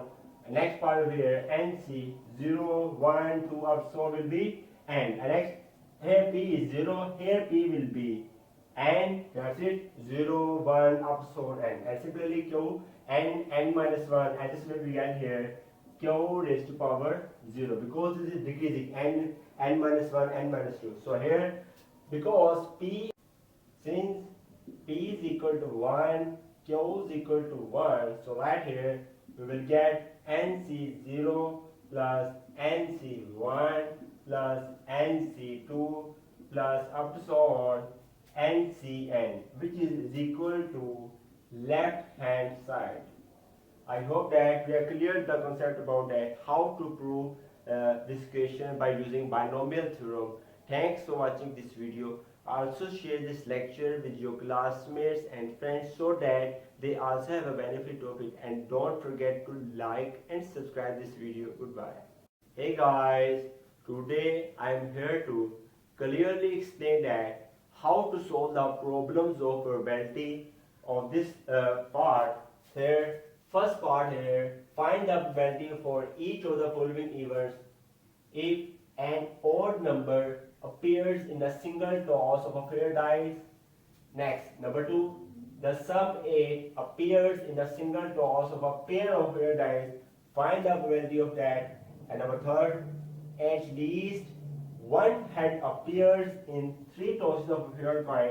Find the probability of that. I will solve out these questions of probability with concepts, tricks and secrets that probability will make very easy, and you can easily solve all problems of probability after watching this lecture. So don't miss this video and must watch this video from starting to end. And without wasting any time, let's start the lecture. So here, first of all, I'm going to solve the first question here, how to find the probability if an odd number appears. Let's suppose that A is equal to odd number.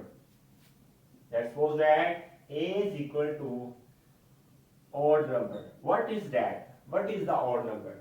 Next statement is here, appears in a single toss of a pair die. You know that a die has sample size 1 for one dice. For one die we have only 6 sides, 1 2 3 4 5 6. And what is that? This is the sample space of one die. This goes, this has 6 sides. But what is odd number? Very simply, odd number shows here, this has 1 is the odd number we put here, simply, very easy. Third is the odd number put here. 5 is the odd number put here. So this is the even. You must remember this A is the even and this is the sample space. This is the total sample space. Now the question is very important. Find the probability. Question is that find the probability. That means find the probability of A. What is the probability of A? That's the question. So here We know that probability of A is equal to number in even divided by number in sample space. So here you can count out that 1, 2, 3. So number in A are 3 divided by number in sample space. These are 1, 2, 3, 4, 5, 6. There are 6 numbers put here. 3 by 3 1 the 2, 3 1 3 to the 6. We will get 1 by 2 is equal to 0.5. So that's the probability of A if odd number appears in a single toss of a paired die. Next move the second question. So let's solve the second question. Find the probability if the sum 8 appears. Let's suppose that B is equal to sum 8. B is equal to sum 8. The question is that what is sum 8? For this, move the next part in a single toss of a pair of a paired dice. This is simple. You know that for one die, you know that I already discussed for one dice, sample space is always equal to 1, 2, 3, 4, 5, 6. But here is the pair of a die. Here is the pair of a fair dice. Pair of a fair dice. For pair of fair dice, must remember that sample space is always equal to 1, 1 up to so on 6, 6.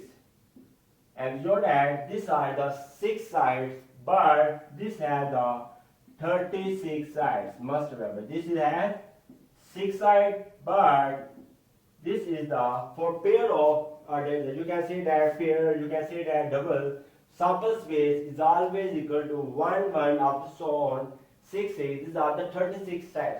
If you want to clear this concept, how are the 36 samples? Must watch this video next. Brackets, just subtract, next bracket, 1, 2, 6 brackets, next 1, 2, 3, 4, next will be here 4, 5, and next 1, 2, 3, 4, 5, and last will be 6. So first of all, I put here 1, commas, 1, commas, 1, next will be 1, 1, comma, and 1. That's it. Simply, next step, I will put here 6. That's now the row will be 6 and column will be 6. So put one here, put commas, commas, and then simply follow that step, commas. Now I'm going to tell you the how to make the 36 sample. Very easy method.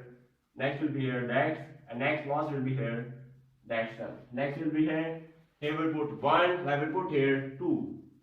2 commas. That's clear. The next step will be here.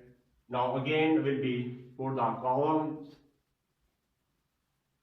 1, 2, 3, 4, 5. Last will be 6. 1, 2. So here will be 3. 3 commas. That's clear. Next step will be here. 4, 4, 5, just up to 6. Next, commas.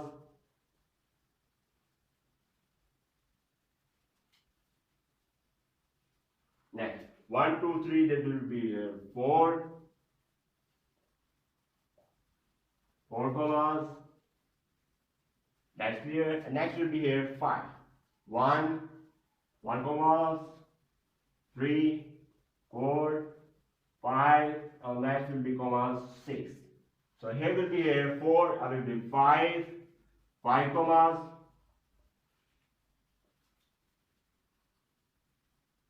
That's clear. And last step is here 6, 1 commas, 2 commas, 3, and next will be here 4, 5, and last will be here 6. So putting the values here 6, 6 commas.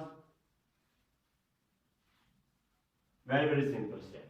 So that next step will be very easy. I will just put here 1, 2, 3, 4, 5, 6. That's clear. Next step. 1, 2, 3, 4, 5, 6. That's clear. Next move here. 1, 2, 3, 4, 5, 6. Last step. 1, 2, 3, 4, 5, 6. Next step here. 1, 2, 3, 4, 5, 6. Next step. Last step here. And 1, 2, 3, 4, 5, 6. So I am making here 36 sample. I am making here 36. I hope that you gain a lot of points about that. How to make the sample space for 36 samples. So now here, what is that? B is equal to sum 8. Sum 8 very simply 6 to. What is 6 to? Very simply 6 to is a pair, and question is that sum 8. The question is that sum 8 appears. It means 6 plus 2 is equal to 8. So I put here 6 2 and also put here 2 6. That's clear. This sum 8 pair shows that we will add the values here to get the sum 8. That's simply next part you can hear 6 2 5 3. 5 3, you know that 5 plus 3 is equal to 8. So I can put here the pair 5 3. That's clear. And you can also reverse that 3 5. I hope that you have cleared the point. The sum 8 shows here, added the values. That's simply. Next step, 4 4. 4 4 is also in the pair because 4 plus 4 is equal to 8. So I can put here 4 4. So this is the sum 8 set part. What is B sum 8? This is 6 2, 6 plus 2 8, 2 plus 6 8, 5 plus 3 8, 3 plus 5 8, and 4 plus 4 8. That's simply. Now the main point is there. Find the probability. Find the probability of B. What is the probability of B? You can easily find it. Probability of B is equal to number in B divided by number in sample space. So what are the numbers? There will be 1, 2, 3, 4, 5. You put a value here 5 divided by sample spaces are the 36 side. 36 you can put here 36. So this is the probability of B. Now going to move the third part. The third part, at least one head appears. Let's suppose that C is equal to at least one head appears. One head appears. The question is here, what is that one head appears? For that, move the next part, 3 tosses of a fair coin. You know that for one toss of coin, sample space is always equal to head tail. These are the two numbers. Next, for two toss for one coin, sample space equal to head tail, head, and next tail. So these are the numbers 1 2 3 4. Next, for 3 tosses. The question is here, 3 tosses. For 3 tosses of a fair coin, for that sample space will be equal to, these are 2, these are 4, 2 2s are 4, 4 2s are 8. So these are the 8 numbers. For 3 tosses, the numbers will be here 8. So here head, next head, tail, and next tail, head, and next part is here tail, head, and next will be here tail, head, and next head, tail. That's clear. And next will be here head, tail, head, tail, and next tail. So count that here, 1 2 3 4 5 6 7 8. So these are the 8 samples. You have to calculate the probability of C. What is the probability of C? Probability of C is equal to number in C divided by number in sample space. C are the numbers here. At least one head appears. So here these are the 1, 2, 3, 4, 5, 6, 7. So these are the 7 numbers.